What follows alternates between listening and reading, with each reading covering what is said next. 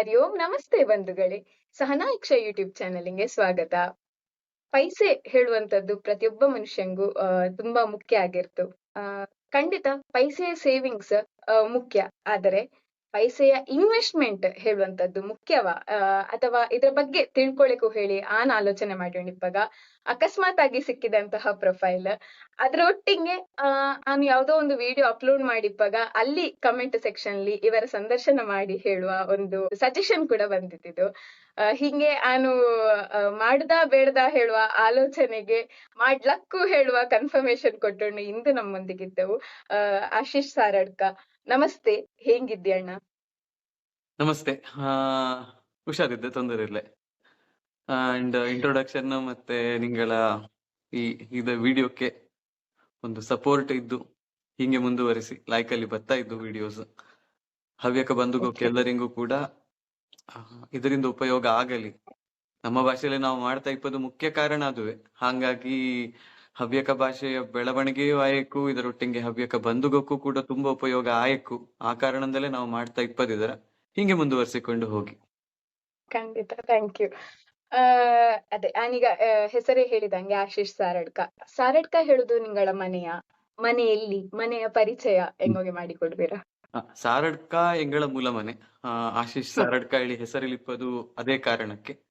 ಸಾರಡ್ಕಲ್ಲಿ ಎನ್ನ ಅಪ್ಪ ಸಣ್ಣ ಇಪ್ಪಗಳೇ ಅಲ್ಲಿಂದ ಬಿಟ್ಟು ಬೈಂದವು. ಬದುಕು ಬೇರೆ ಬೇರೆ ಕಡೆಗೆಲ್ಲ ಹೋಗಿ ಅವ ಅಪ್ಪ ಅಮ್ಮ ಇಬ್ರು ಕೂಡ ಟ್ರಾನ್ಸ್ಫರೇಬಲ್ ಜಾಬ್ಸ್ ಇಲ್ಲಿ ಎಲ್ಲ ಇದ್ದ ಕಾರಣ ಎಲ್ಲೆಲ್ಲೋ ಹೋಗಿ ಫೈನಲಿ ಬಂದು ಕಾರ್ಕಳದ ಹತ್ತಿರ ಕಡಾರಿ ಹೇಳುವಲ್ಲಿ ಈಗ ಅಪ್ಪ ಅಮ್ಮ ಇಪ್ಪದು. ನಾನು ಮದುವೆ ಆದ ಮತ್ತೆ ಮದುವೆಗಿಂತ ಮುಂಚೆಯೂ 2014-15 ಮತ್ತೆ ಬೆಂಗಳೂರಲ್ಲೇ ಇರ್ತಿದ್ದೆ. IT ವರ್ಕ್ ಮಾಡಿಕೊಂಡಿದ್ದದು. ಈಗ ಕಾರಣಾಂತರದಿಂದಾಗಿ ಒಂದಿಷ್ಟು ಪರ್ಸನಲ್ ಇಶ್ಯೂಸ್ ಬಂದ ಕಾರಣ ನಾನು ಊರಿಗೆ ಬಂದು ನಾನು ಕೂಡ ಈಗ ಕಾರ್ಕಳದ ಹತ್ತಿರ ಕಡಾರಿ ಹೇಳೋ ಜಾಗದಲ್ಲಿ ಇಪ್ಪದು. ನನಗೆ ವರ್ಕ್ ಫ್ರಮ್ ಹೋಮ್ ಮಾಡುವ ಅವಕಾಶ ಇದ್ದು ಮನೆಯಿಂದಲೇ ವರ್ಕ್ ಮಾಡ್ತಾ ಇದ್ದೆ. ಹಂಗೆ ಈಗ ಇಲ್ಲಿ. ಓಕೆ.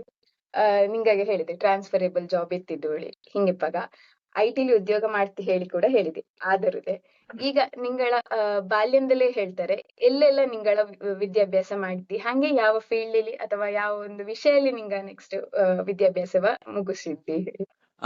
ಇದೆ ಈಗ ಪೇರೆಂಟ್ಸ್ ಹೇಳಿ ಬಪ್ಪಾಗ ಅವು ತೆಕ್ಕೊಂಬ ಡಿಸಿಷನ್ಸ್ ಕೆಲವೊಂದು ಹೆಂಗೆ ಹೇಳಿದರೆ, ಒಂದು ಅವರ ಲೈಫ್ ವೆರಿ ಇಂಪಾರ್ಟೆಂಟ್ ಹೇಳಿ ಅವ್ರಿಗೆ ನಿರ್ಧಾರ ಮಾಡ್ತಾವೋ ಅಥವಾ ಅವರ ಮಕ್ಕಳ ಭವಿಷ್ಯ ತುಂಬಾ ಇಂಪಾರ್ಟೆಂಟ್ ಹೇಳಿ ನಿರ್ಧಾರ ಮಾಡ್ತಾವ ಹೇಳುದ್ರ ಮೇಲೆ ಮಕ್ಕಳ ಓವರ್ ಆಲ್ ಎಜುಕೇಶನ್ ಮತ್ತೆ ಅವರ ಲೈಫ್ ಸ್ಟೈಲ್ ಡಿಪೆಂಡ್ ಆಗಿ ಹೋಯ್ತು.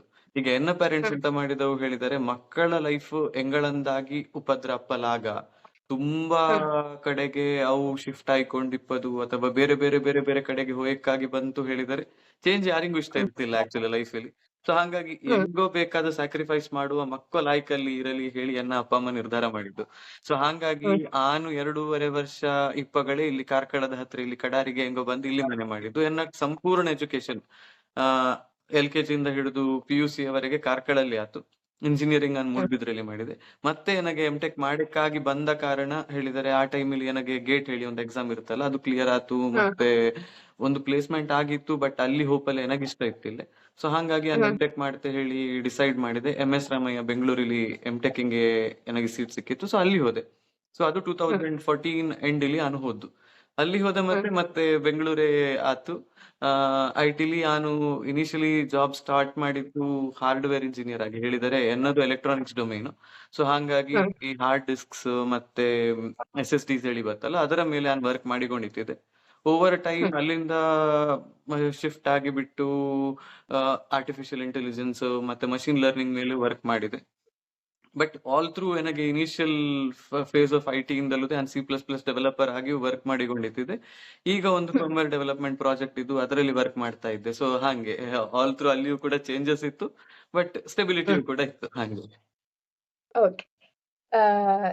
ಮೇನ್ ಆದ ಟಾಪಿಕ್ ಹಿಂಗೆ ಹೋಪನ್ನ ಮೊದಲು ಈಗ ನಿಂಗ ಹೇಳಿದೆ IT ಇತ್ತಿದ್ದಿ ಈ ಹಾರ್ಡ್ವೇರ್ ಫೀಲ್ಡ್ ಆಗಲಿ ಅಥವಾ ಎಲೆಕ್ಟ್ರಾನಿಕ್ಸ್ ಕೋರ್ ಇರ್ಲಿ, ನಿಂಗೊಗೆ ಹೀಗೊಂದು ವಿಡಿಯೋ ಮಾಡಿಕು ಅಥವಾ ಈ ಫೀಲ್ಡ್ ನಿಂಗಳದ್ದಲ್ಲದ ಫೀಲ್ಡ್ ಸೈನ್ಸ್ ಬ್ಯಾಕ್ ಗ್ರೌಂಡ್ ಇಂದ ಬಂದು ಕಾಮರ್ಸ್ ಫೀಲ್ಡ್ ಏನೋ ನಿಂಗ ವಿಡಿಯೋ ಮಾಡಿಕೊಳ್ಳಿ ನಿಂಗೋ ಅನ್ಸಿದ್ದೆ ಎಂತಕ್ಕೆ?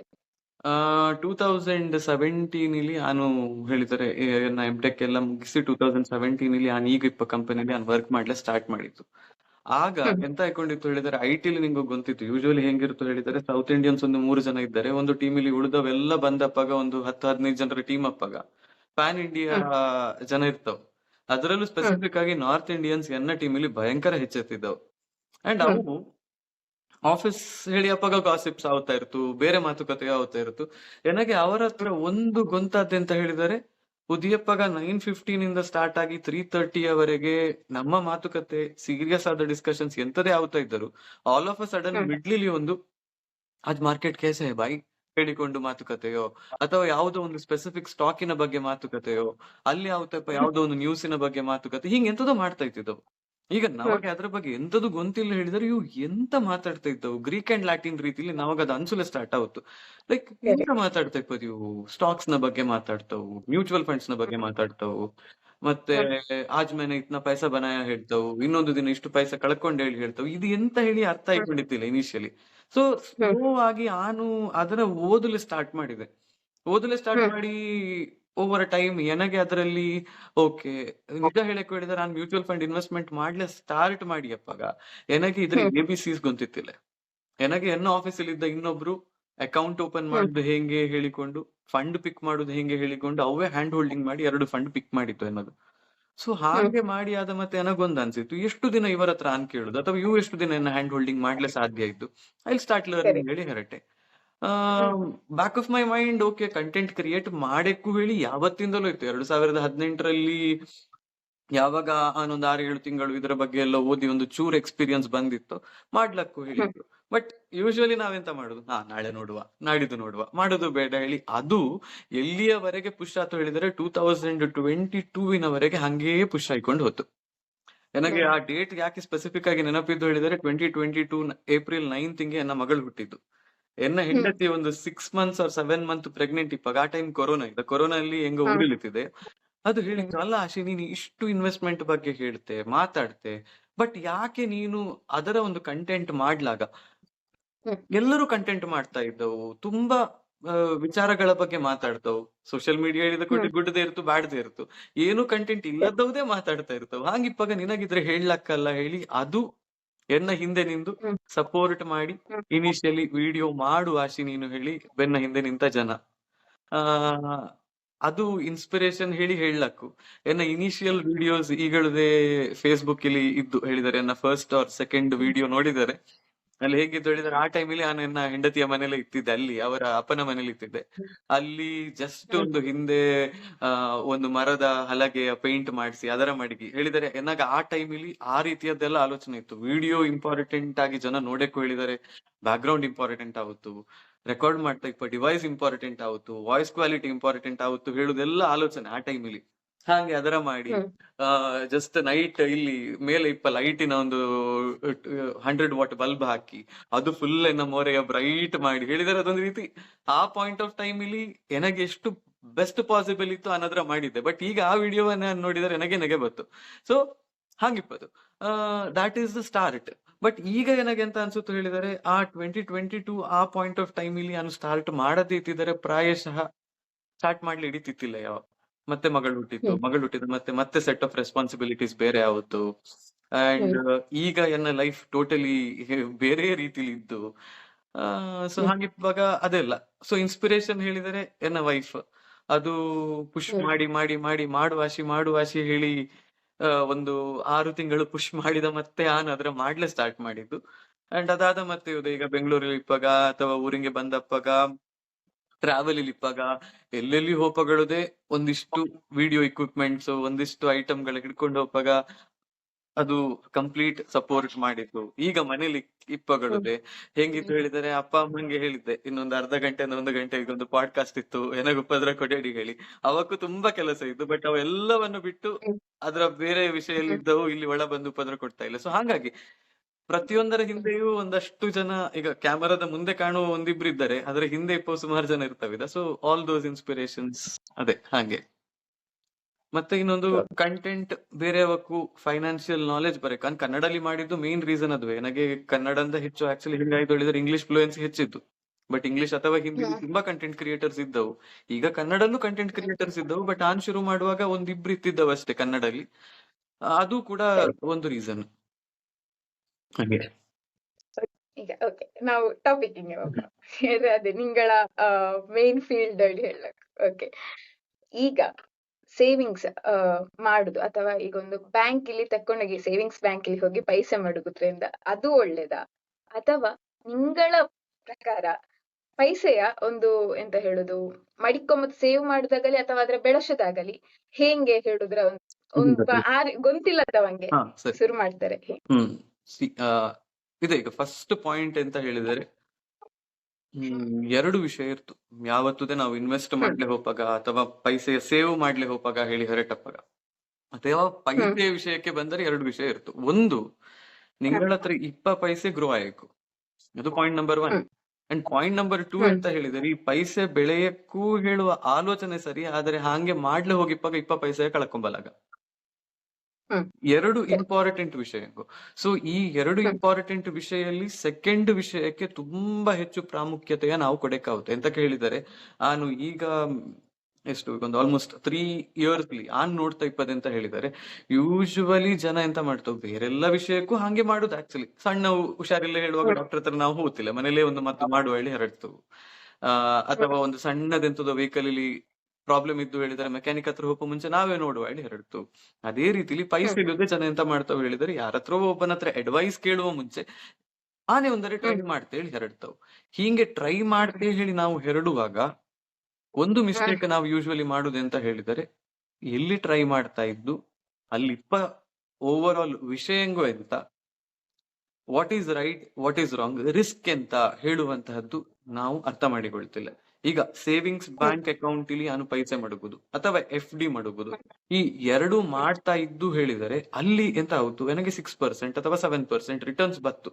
ಸೇವಿಂಗ್ಸ್ ಬ್ಯಾಂಕ್ ಇಲ್ಲಿ ಮಾತ್ರ ಮಡಗುದು ಹೇಳಿದರೆ 2%, 2.5, 3% ಹಂಗೆ ಬತ್ತು. ಇಷ್ಟೇ ಬತ್ತು ಹೇಳುವ ಒಂದು ವಿಷಯ. ಈಗ ಫಿನಾನ್ಷಿಯಲ್ ಇನ್ಫ್ಲೂಯೆನ್ಸರ್ಸ್ ತುಂಬಾ ಆಗಿಪ್ಪ ಕಾರಣ ನಿಂಗೆ ಓಪನ್ ಮಾಡಿ ಯಾವ ಇನ್ಫ್ಲೂಯೆನ್ಸರ್ ನ ವಿಡಿಯೋ ನೋಡಿದ್ರು ಕೂಡ ಅವ ಹೇಳುದು ಅಂತ ಹೇಳಿದರೆ, FD ಲಿ ಪೈಸೆ ಮಡಗಿದರೆ 6% ರಿಟರ್ನ್ಸ್ ಬತ್ತು, 7% ರಿಟರ್ನ್ಸ್ ಬತ್ತು, ಅಷ್ಟೇ ಬತ್ತು. ಭಾರತದ ಇನ್ಫ್ಲೇಷನ್ 8-9% ಇತ್ತು. ಇಷ್ಟು ಇನ್ಫ್ಲೇಷನ್ ಇಪ್ಪಾಗ ನಿಂಗಳ ಪೈಸೆ 6% ರಿಟರ್ನ್ಸ್ ಮಾತ್ರ ಕೊಡ್ತಾ ಇದ್ದು ಹೇಳಿದರೆ ಯು ವಿಲ್ ಲೂಸ್ ಮನಿ ಹೇಳಿ ಹೇಳ್ತಾವ. ಇದು ಎನ್ನ ಪಿಚ್ ಹಿಂಗೆ ಇತ್ತು ಅಂತ ಕೇಳಿದರೆ ಒಬ್ಬ ಇನ್ಫ್ಲೂಯೆನ್ಸರ್ ಜನ ಏನು ನೋಡಬೇಕು ಹೇಳಿ.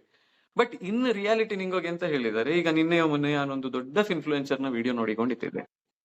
ಅವು ಎಂತ ಹೇಳ್ತಾವು, ಎನ್ನ ಹತ್ರ ಇಷ್ಟು ಪೈಸೆ ಇದ್ದು, ಈಗ 1 crore ಇದ್ದು, ಈ 1 crore 12% ಪರ್ ಇಯರ್ ರೇಟ್ ಇಲ್ಲಿ ಗ್ರೋ ಮಾಡಿದೆ ಹೇಳಿದರೆ 10 years ಅಪ್ಪಾಗ ಎನ್ನ ಹತ್ರ ಇಷ್ಟು ಪೈಸೆ ಇರುತ್ತೆ. ಅದೇ ಪೈಸೆ ನಾನು FD ಲಿ ಮಡಗಿದರೆ 10 years ಅಪ್ಪಾಗ ಎನ್ನ ಹತ್ರ ಇಷ್ಟೇ ಪೈಸೆ ಇರುತ್ತೆ. ಸೊ ಈ ಡಿಫರೆನ್ಸಿನ ನೋಡಿ ಇಷ್ಟು ಪೈಸೆ ನಿಂಗ ಕಳ್ಕೊಳ್ತಾ ಇದ್ದಿ ಹೇಳಿ ಹೇಳ್ತಾವ. ಬಟ್ ಈಗ 12% ರಿಟರ್ನ್ಸ್ ಹೇಳುವಂತಹದ್ದು ಅಲ್ಲಿ ತುಂಬಾ ಇಂಪಾರ್ಟೆಂಟ್ ಆಗಿಪ್ಪಂತ ವಿಷಯ. ಆ 12% ರಿಟರ್ನ್ಸ್ ನಿಂಗೋಗಿ ಸಿಕ್ಕಕ್ಕೂ ಹೇಳಿದರೆ ಮಿನಿಮಮ್ 6 months ಪೈಸೆಯ ಇನ್ವೆಸ್ಟ್ ಮಾಡುವ ಮುಂಚೆ ನಿಂಗೋ ಟೈಮ್ ಇನ್ವೆಸ್ಟ್ ಮಾಡಿರಕ್ಕಾವ್ತು. ಬಿಕಾಸ್ ಈಗ ಒಬ್ಬ ಇನ್ಫ್ಲೂಯೆನ್ಸರ್ ಅಥವಾ ಈಗ ಇನ್ಸ್ಟಾಗ್ರಾಮ್ ರೀಲ್ಸ್ ಅಥವಾ ಯೂಟ್ಯೂಬ್ ಶಾರ್ಟ್ಸ್ ನ ಟೈಮ್ ಇದೆ. ಸೊ ಹಿಂಗಿಪ್ಪಾಗ ಎಂತ ಆಗುತ್ತೆ ಹೇಳಿದ್ರೆ 1 minute ಇಲ್ಲಿ ಅವು ಎಂತದ್ದು ಒಂದು ಹೇಳಿಬಿಡ್ತಾವ್, ಈ ಮ್ಯೂಚುವಲ್ ಫಂಡ್ ಇಷ್ಟು ರಿಟರ್ನ್ಸ್ ಕೊಟ್ಟಿದ್ದು, ಈ ಸ್ಟಾಕ್ ಇಲ್ಲಿ 60 ರೂಪಾಯಿ ಇಪ್ಪಾಗ ಇನ್ವೆಸ್ಟ್ ಮಾಡಿದ್ದಾರೆ, ಈಗ 2,000 ರೂಪಾಯಿ ಆಯ್ತು, ಇಷ್ಟು ಹಾಕಿದ ಪೈಸೆ ಹಿಂಗೆ ಗ್ರೋ ಆಯ್ತು ಹೇಳಿ ಎಲ್ಲ ಹೇಳ್ತಾವ್. ಬಟ್ ಯಾರು ಕೂಡ ಇದೆಲ್ಲ ಹೆಂಗ್ ಹೇಳಿದ್ರೆ ಪೋಸ್ಟ್ ಮಾರ್ಟಮ್, ಆಗ ನಿಂಗೋ ಈ ಸ್ಟಾಕಿನ ತೆಕ್ಕೊಂಡಿತ್ತಿದ್ದಾರೆ ಅಥವಾ ಆಗ ನಿಂಗೋ ಈ ಮ್ಯೂಚುವಲ್ ಫಂಡಿನ ತೆಕ್ಕೊಂಡಿತ್ತಿದ್ದಾರೆ, ಈಗ ಇಷ್ಟು ರಿಟರ್ನ್ಸ್ ಬತ್ತಿತ್ತು ಹೇಳುವಂತಹದ್ದು. ಸತ್ತ ಮತ್ತೆ ಎಂತ ಮಾಡಕ್ ಹೇಳಿ ಎಲ್ಲರೂ ಹೇಳ್ತಾವ್, ಬದುಕಿಪ್ಪಾಗ ಸಾಯದ ಹಂಗೆ ಮಾಡುದು ಹೆಂಗೆ, that is the real thing ಅಲ್ಲ. ಸೊ ಹಾಗಾಗಿ ಒಂದು ಸ್ಟಾಕ್ ಅಥವಾ ಒಂದು ಮ್ಯೂಚುವಲ್ ಫಂಡ್ ನ ಪಿಕ್ ಮಾಡುದು ಹೆಂಗೆ ಹೇಳಿ ಫಸ್ಟ್ ಕಲ್ತುಕೊಳ್ಳಕ ಅದು ನಾವು ಮಾಡಕಪ್ಪದು. ಅದು ಕಲಿಯುವಲ್ಲಿವರೆಗೆ ನಾವೆಂತ ಮಾಡಬೇಕು, ಸೇವಿಂಗ್ಸ್ ಬ್ಯಾಂಕ್ ಆದರೆ ಸೇವಿಂಗ್ಸ್ ಬ್ಯಾಂಕ್ ಅಕೌಂಟ್ ಇಲ್ಲಿ ಮಡಗುದು, FD ಆದರೆ FD ಲಿ ಮಡಗುದು, RD ಆದರೆ RD ಲಿ ಮಡಗುದು. See there is no bad thing out here. ಎಂತ ಹೇಳಿದರೆ ಈಗ RD ಲಿ ಮಡಗುದು ತಪ್ಪು ಅಥವಾ FD ಮಾಡುದು ತಪ್ಪು ಹೇಳಿ ಅಲ್ಲ. If there is a better way of earning more money ಹೇಳಿದರೆ ಅದಕ್ಕಿಂತ ಹೆಚ್ಚು ಅರ್ನ್ ಮಾಡ್ಲೆ ನಮಗೆ ಸಾಧ್ಯ ಇದ್ದು ಅಂಡ್ ಸೇಫ್ ಆಗಿ ಅದರ ಮಾಡ್ಲೆ ಸಾಧ್ಯ ಇದ್ದು ಹೇಳಿದರೆ ಅದರ ನೋಡ್ಲೆ ಹೋಗಬೇಕು ಹೇಳಿ. ಸೊ ಒಬ್ಬ ಬಿಗಿನರ್ ಫಸ್ಟ್ ಮಾಡಬೇಕಾದ ಕೆಲಸ ಅದು. ಪೈಸೆ ಬರ್ತಾ ಇದ್ದು ಹೇಳಿ ಬೇಸಿಕಲಿ ಸೇವ್ ಮಾಡಕ್ ಹೇಳಿ ಹರಡುದು ಯಾವಾಗ ಒಂದು ಇನ್ಕಮ್ ಇಪ್ಪಾಗ. ಆ ಇನ್ಕಮ್ ಇದ್ದು ಹೇಳಿ ಆದ ಕೂಡಲೇ ಫಸ್ಟ್ ಮಾಡಕಪ್ಪದು ಒಂದಿಷ್ಟು ಸೆಟ್ ಆಫ್ ಥಿಂಗ್ಸ್ ನಾನು ಕಲಿಯಕ್ಕೂ ಹೇಳಿ ಇಪ್ಪಂಗಿಪ್ಪದು ಅದರ ಫಸ್ಟ್ ನೋಟ್ ಡೌನ್ ಮಾಡಿಕೊಳ್ಳೆಕಾವತ್ತು. ಅದೇ ಈಗ ಸ್ಟಾರ್ಟ್ ನಿಂಗೆ ಹೇಳಿದೆ, ಸ್ಟಾರ್ಟ್ ಮಾಡುವ ಮೊದಲು ನಾವು ಇಷ್ಟು ಥಿಂಗ್ಸ್ ನೋಟ್ ಮಾಡಿಕೊಳ್ಳಬೇಕಾಗುತ್ತೆ ಅಂಬಾಗ ಸ್ಟಾರ್ಟ್ ನಾವು ಯಾವ ಏಜ್ ಇಲ್ಲಿ ಮಾಡ್ಲಕ್ಕು ನಿಂಗ ಹೇಳಿದ ಪ್ರಕಾರ ಈಗ ಅರ್ನ್ ಮಾಡುವಾಗಲೇ ಸ್ಟಾರ್ಟ್ ಮಾಡಕ್ಕೂ ಹೇಳಿದ್ದ ಅಥವಾ ಕೆಲವಕ್ಕೆ ಇಷ್ಟು ಪಾಕೆಟ್ ಮನಿ ಹೇಳಿ ಇದ್ರಾನ್ ಎಂತಾದ್ರೂ ಮಾಡ್ತೆ ಹೇಳುವ ಆಲೋಚನೆ ಇಕ್ಕು. ಸೊ ನಿಂಗಳ ಪ್ರಕಾರ ರೈಟ್ ಏಜ್ ಟು ಸ್ಟಾರ್ಟ್ ಯಾವಾಗ ಹೇಳಿ?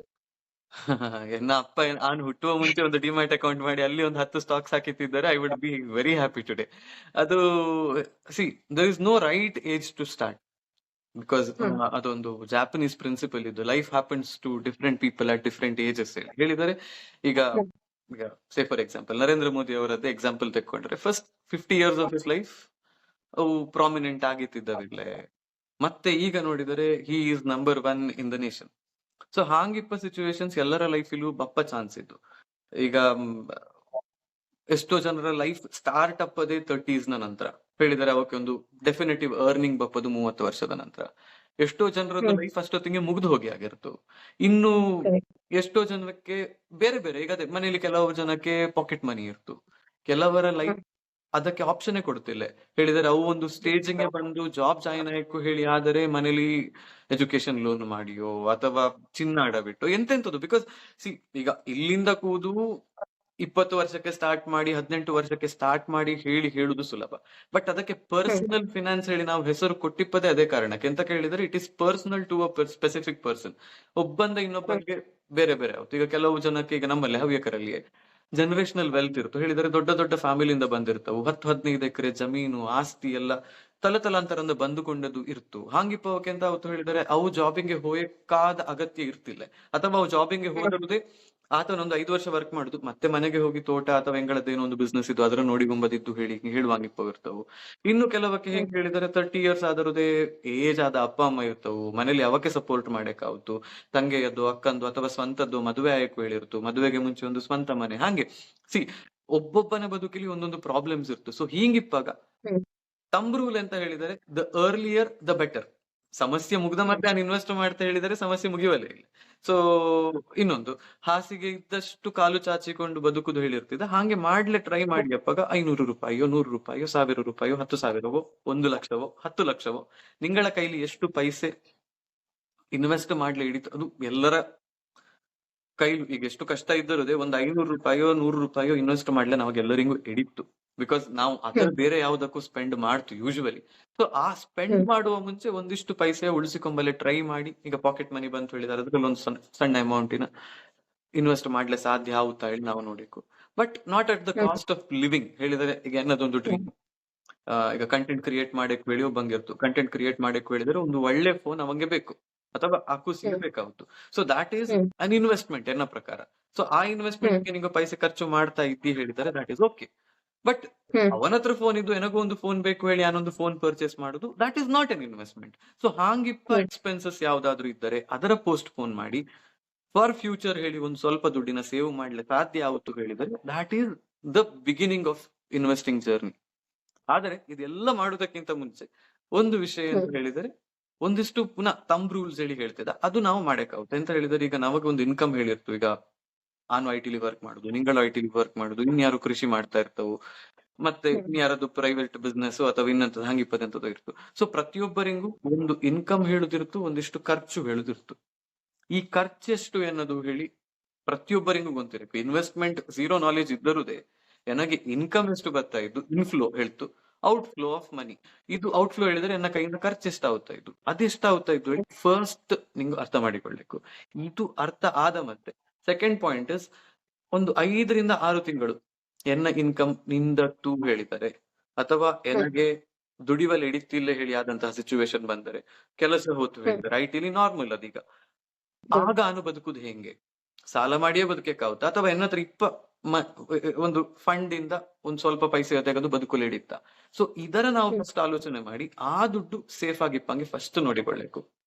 ಈ ಪೈಸೆ FD ಲಿ ಮಡಗುತ್ತಿರೋ, ಸೇವಿಂಗ್ಸ್ ಬ್ಯಾಂಕ್ ಇಲ್ಲಿ ಮಡಗುತ್ತಿರೋ, ಓಕೆ. ಅದರ ಮೇನ್ ರಿಕ್ವೈರ್ಮೆಂಟ್ ಎಂತ ಹೇಳಿದರೆ, ನಿಂಗೆ ಅರ್ಜೆಂಟ್ ಪೈಸೆ ಬೇಕು ಹೇಳಿ ಅಪ್ಪಾಗ ತೆಗವಲೇಬೇಕಪ್ಪ ಪೈಸೆ, ಅದು ರಿಟರ್ನ್ಸ್ ಚೇಸ್ ಮಾಡಿಕೊಂಡು ಹೋಗೋ ಪೈಸೆ ಅಲ್ಲ. ಅದರ ಫಸ್ಟ್ ಮಾಡಬೇಕು. ಮತ್ತೆ second most important thing, and ಇದು ಎಲ್ಲವೂ ಕೂಡ ನಾನು ಮೊನ್ನೆಯವರೆಗೆ ಥಿಯರಿಟಿಕಲ್ ಎಕ್ಸ್ಪೀರಿಯನ್ಸ್ ಹೇಳಿಕೊಂಡಿದ್ದು, ಈಗ ಪ್ರಾಕ್ಟಿಕಲ್ ಎಕ್ಸ್ಪೀರಿಯನ್ಸ್ ಎನ್ನ ಮುಂದೆ ಇಪ್ಪ ಕಾರಣ ನಾನು ಹೇಳ್ತಾ ಇಪ್ಪ, ಹಾಸ್ಪಿಟಲ್ ಎಕ್ಸ್ಪೆನ್ಸಸ್ ಯಾವ ಟೈಮಲ್ಲಿ ಬತ್ತು, ಹೇಗೆ ಬತ್ತು, ಎಷ್ಟು ದೊಡ್ಡದು ಬತ್ತು, no one can decide that. ಅದಕ್ಕೆ ಹ್ಮ್ ಒಂದು ಹೆಲ್ತ್ ಇನ್ಶೂರೆನ್ಸ್ ತುಂಬಾ ಇಂಪಾರ್ಟೆಂಟ್ ಆಗಿ ಬೇಕಪ್ಪ ಅಂಗಿಪ್ಪದು ಅದರ ನಾವು ಮಾಡಿಕೊಳ್ಳಬೇಕು. ಮತ್ತೆ ನಿಂಗೊ ಅರ್ನಿಂಗ್ ಮೆಂಬರ್ ನಿಂಗಳ ಮೇಲೆ ಫ್ಯಾಮಿಲಿಲಿ ಡಿಪೆಂಡೆಂಟ್ಸ್ ಇದ್ದವು, ನಿಂಗಳ ಇನ್ಕಮ್ ಇಂದಲೇ ಮನೆ ನಡೆಸ್ತಾ ಇಪ್ಪದು ಹೇಳಿ ಸಿಚುವೇಶನ್ ಇದ್ದಾರೆ. ತುಂಬಾ ಮನೇಲಿ ಆ ಸಿಚುವೇಶನ್ ಇತ್ತು, ಒಬ್ಬನೇ ಅರ್ನ್ ಮಾಡ್ತಾ ಇರ್ತಾ ಅವನ ಮೇಲೆ 3-4 ಜನ ಡಿಪೆಂಡೆಂಟ್ ಆಗಿರುತ್ತವು. ಈಗ ಇನ್ ಕೇಸ್ ಆ ಮನುಷ್ಯ ದುಡಿಯುವಲೆ ಹಿಡಿತಿಲ್ಲೇ ಹೇಳಿ ಅಪ್ಪ ಸಿಚುವೇಶನ್ ಬಂದರೆ, ಹ್ಮ್ ಕ್ರಿಟಿಕಲ್ ಇಲ್ನೆಸ್ ಬಂತು ಅಥವಾ ಡೆತ್ ಆತು ಫಾರ್ ಸಮ್ ರೀಸನ್, ಫ್ಯಾಮಿಲಿ ಅಲ್ಲಿಗೆ ನಿಲ್ತಿಲ್ಲ, ಫ್ಯಾಮಿಲಿಯು ಇನ್ನದೇ ಬದುಕಿರ್ತವೆ, ಅವಕ್ಕೆ ಲೈಫ್ ಇರ್ತು. ಸೊ ಅವರ ಲೈಫಿನ ಲೀಡ್ ಮಾಡ್ಲಿ ಅಂತ ಮಾಡಬೇಕು ಒಂದು ಟರ್ಮ್ ಇನ್ಶೂರೆನ್ಸ್ ಹೇಳಿ ಅದರ ಮಾಡಿಕೊಳ್ಳಿಕ್ಕು. ಸೊ ಫಸ್ಟ್ ಬೇಸಿಕ್ ಈ 3 ನಿಂಗ ಸೆಟ್ ಮಾಡಿಕೊಳ್ಳಬೇಕು. ಒಂದು ಎಮರ್ಜೆನ್ಸಿ ಫಂಡ್, ಇನ್ನೊಂದು ಒಂದು ಹೆಲ್ತ್ ಇನ್ಶೂರೆನ್ಸ್, ಮತ್ತೊಂದು ಟರ್ಮ್ ಇನ್ಶೂರೆನ್ಸ್. ಈ 3ರ ಹೇಳಿದರೆ ಹೇಳುವಾಗಲೂ ಈಗ ಸೇವಿಂಗ್ಸ್ ಮಾಡುದು ಹೇಳಲಕ್ಕು, ಇನ್ಶೂರೆನ್ಸಿನ 2 ವಿಷಯಕ್ಕೆ ಬಂದಪ್ಪಾಗ ಯಾವ ಪಾಲಿಸಿ ಸುಲಭ, ಯಾವುದು ಮುಖ್ಯ, ಯಾವುದು ಬೆಸ್ಟ್ ಪಾಲಿಸಿ ಹೇಳಿ ಎಲ್ಲ ಕೇಳಿದರೆ ಅದಕ್ಕೆ ಹ್ಮ್ ಒಂದು ಇದೇ ಬೆಸ್ಟ್ ಹೇಳುವ ಆನ್ಸರ್ ಇಲ್ಲ. Because every persons need is different. ಒಬ್ಬೊಬ್ಬಂಗೆ ಒಂದೊಂದು ರಿಕ್ವೈರ್ಮೆಂಟ್ ಇತ್ತು, ಒಬ್ಬೊಬ್ಬನದ್ದು ಒಂದೊಂದು ಆಮ್, ಎಂತ ಹೇಳುದು ಡಿಫರೆನ್ಸಸ್ ಇತ್ತು. ಸೊ ಹಾಗಾಗಿ ಅವಕ್ಕೆ ಸ್ಪೆಸಿಫಿಕ್ ಆಗಿ ಮತ್ತೆ ಪುನಃ ಅದೇ ಪರ್ಸನಲ್ ಫಿನಾನ್ಸ್ ಹೇಳಿ ಹೇಳುದು ಇದೇ ಕಾರಣಕ್ಕೆ. ಸೊ ಹಾಗಾಗಿ ಒಂದಿಷ್ಟು ಕ್ವೆಶ್ಚನ್ಸ್ ಕೇಳಿ ಉತ್ತರ ಕೊಡಕ್ಕಾವತ್ತು. ಸೊ ಇದು ಬೇಸಿಕ್. ಓಕೆ ಹೌದು. ಅದೇ ನಾನೀಗ ವಾಪಸ್ ಬರ್ತಾರೆ. ನಿಂಗಳ field science IT background ಇದ್ದಿದ್ದು. ಓಕೆ, ಈಗ ಕಾಮರ್ಸ್ ಬ್ಯಾಕ್ ಗ್ರೌಂಡ್ ಬರಕಾರೆ ಖಂಡಿತ ಒಂದು ನಾನು ವಿಡಿಯೋ ಮಾಡ್ತಾ ಹೇಳಿ ಡೈರೆಕ್ಟ್ ಕ್ಯಾಮೆರಾ ಮುಂದೆ ಬಂದು ವಿಡಿಯೋ ಮಾಡ್ಲಿ ಖಂಡಿತ ಐಡಿಯಾ. ಇದಕ್ಕೆ ನಿಂಗಳ ಹಿಂದೆ ಹೇಳ ಬ್ಯಾಕ್ ಗ್ರೌಂಡ್ ರಿಸರ್ಚ್ ನಿಂಗ ತುಂಬಾ ಮಾಡಕ್ಕಾವ್ತು. ಇದಕ್ಕೆ ಹೇಳ ಕೊಟ್ಟ ಇನ್ಫಾರ್ಮೇಶನ್ ಕರೆಕ್ಟ್ ಆಗಿರಬೇಕು ಹೇಳುದು ಆಲೋಚನೆ ನಿಂಗಳ ತಲೆಯಲ್ಲಿ ಇರ್ತು. ಹಿಂಗಿಪ್ಪಾಗ ನಿಂಗ ಯಾವ ರೀತಿಯ ಮಾರ್ಕೆಟ್ ರಿಸರ್ಚ್ ಮಾಡ್ತೀರಾ ಹೇಳಿ? ನಿಂಗೆಂತ ಬುಕ್ಸ್ ಓದುತ್ತೀರಾ ಅಥವಾ ಬೇರೆ ಬೇರೆ ವಿಡಿಯೋಸಿನ ತೆಕ್ಕೊಂಡು ಅನಲೈಸ್ ಮಾಡ್ತೀರಾ ಹೆಂಗೆ?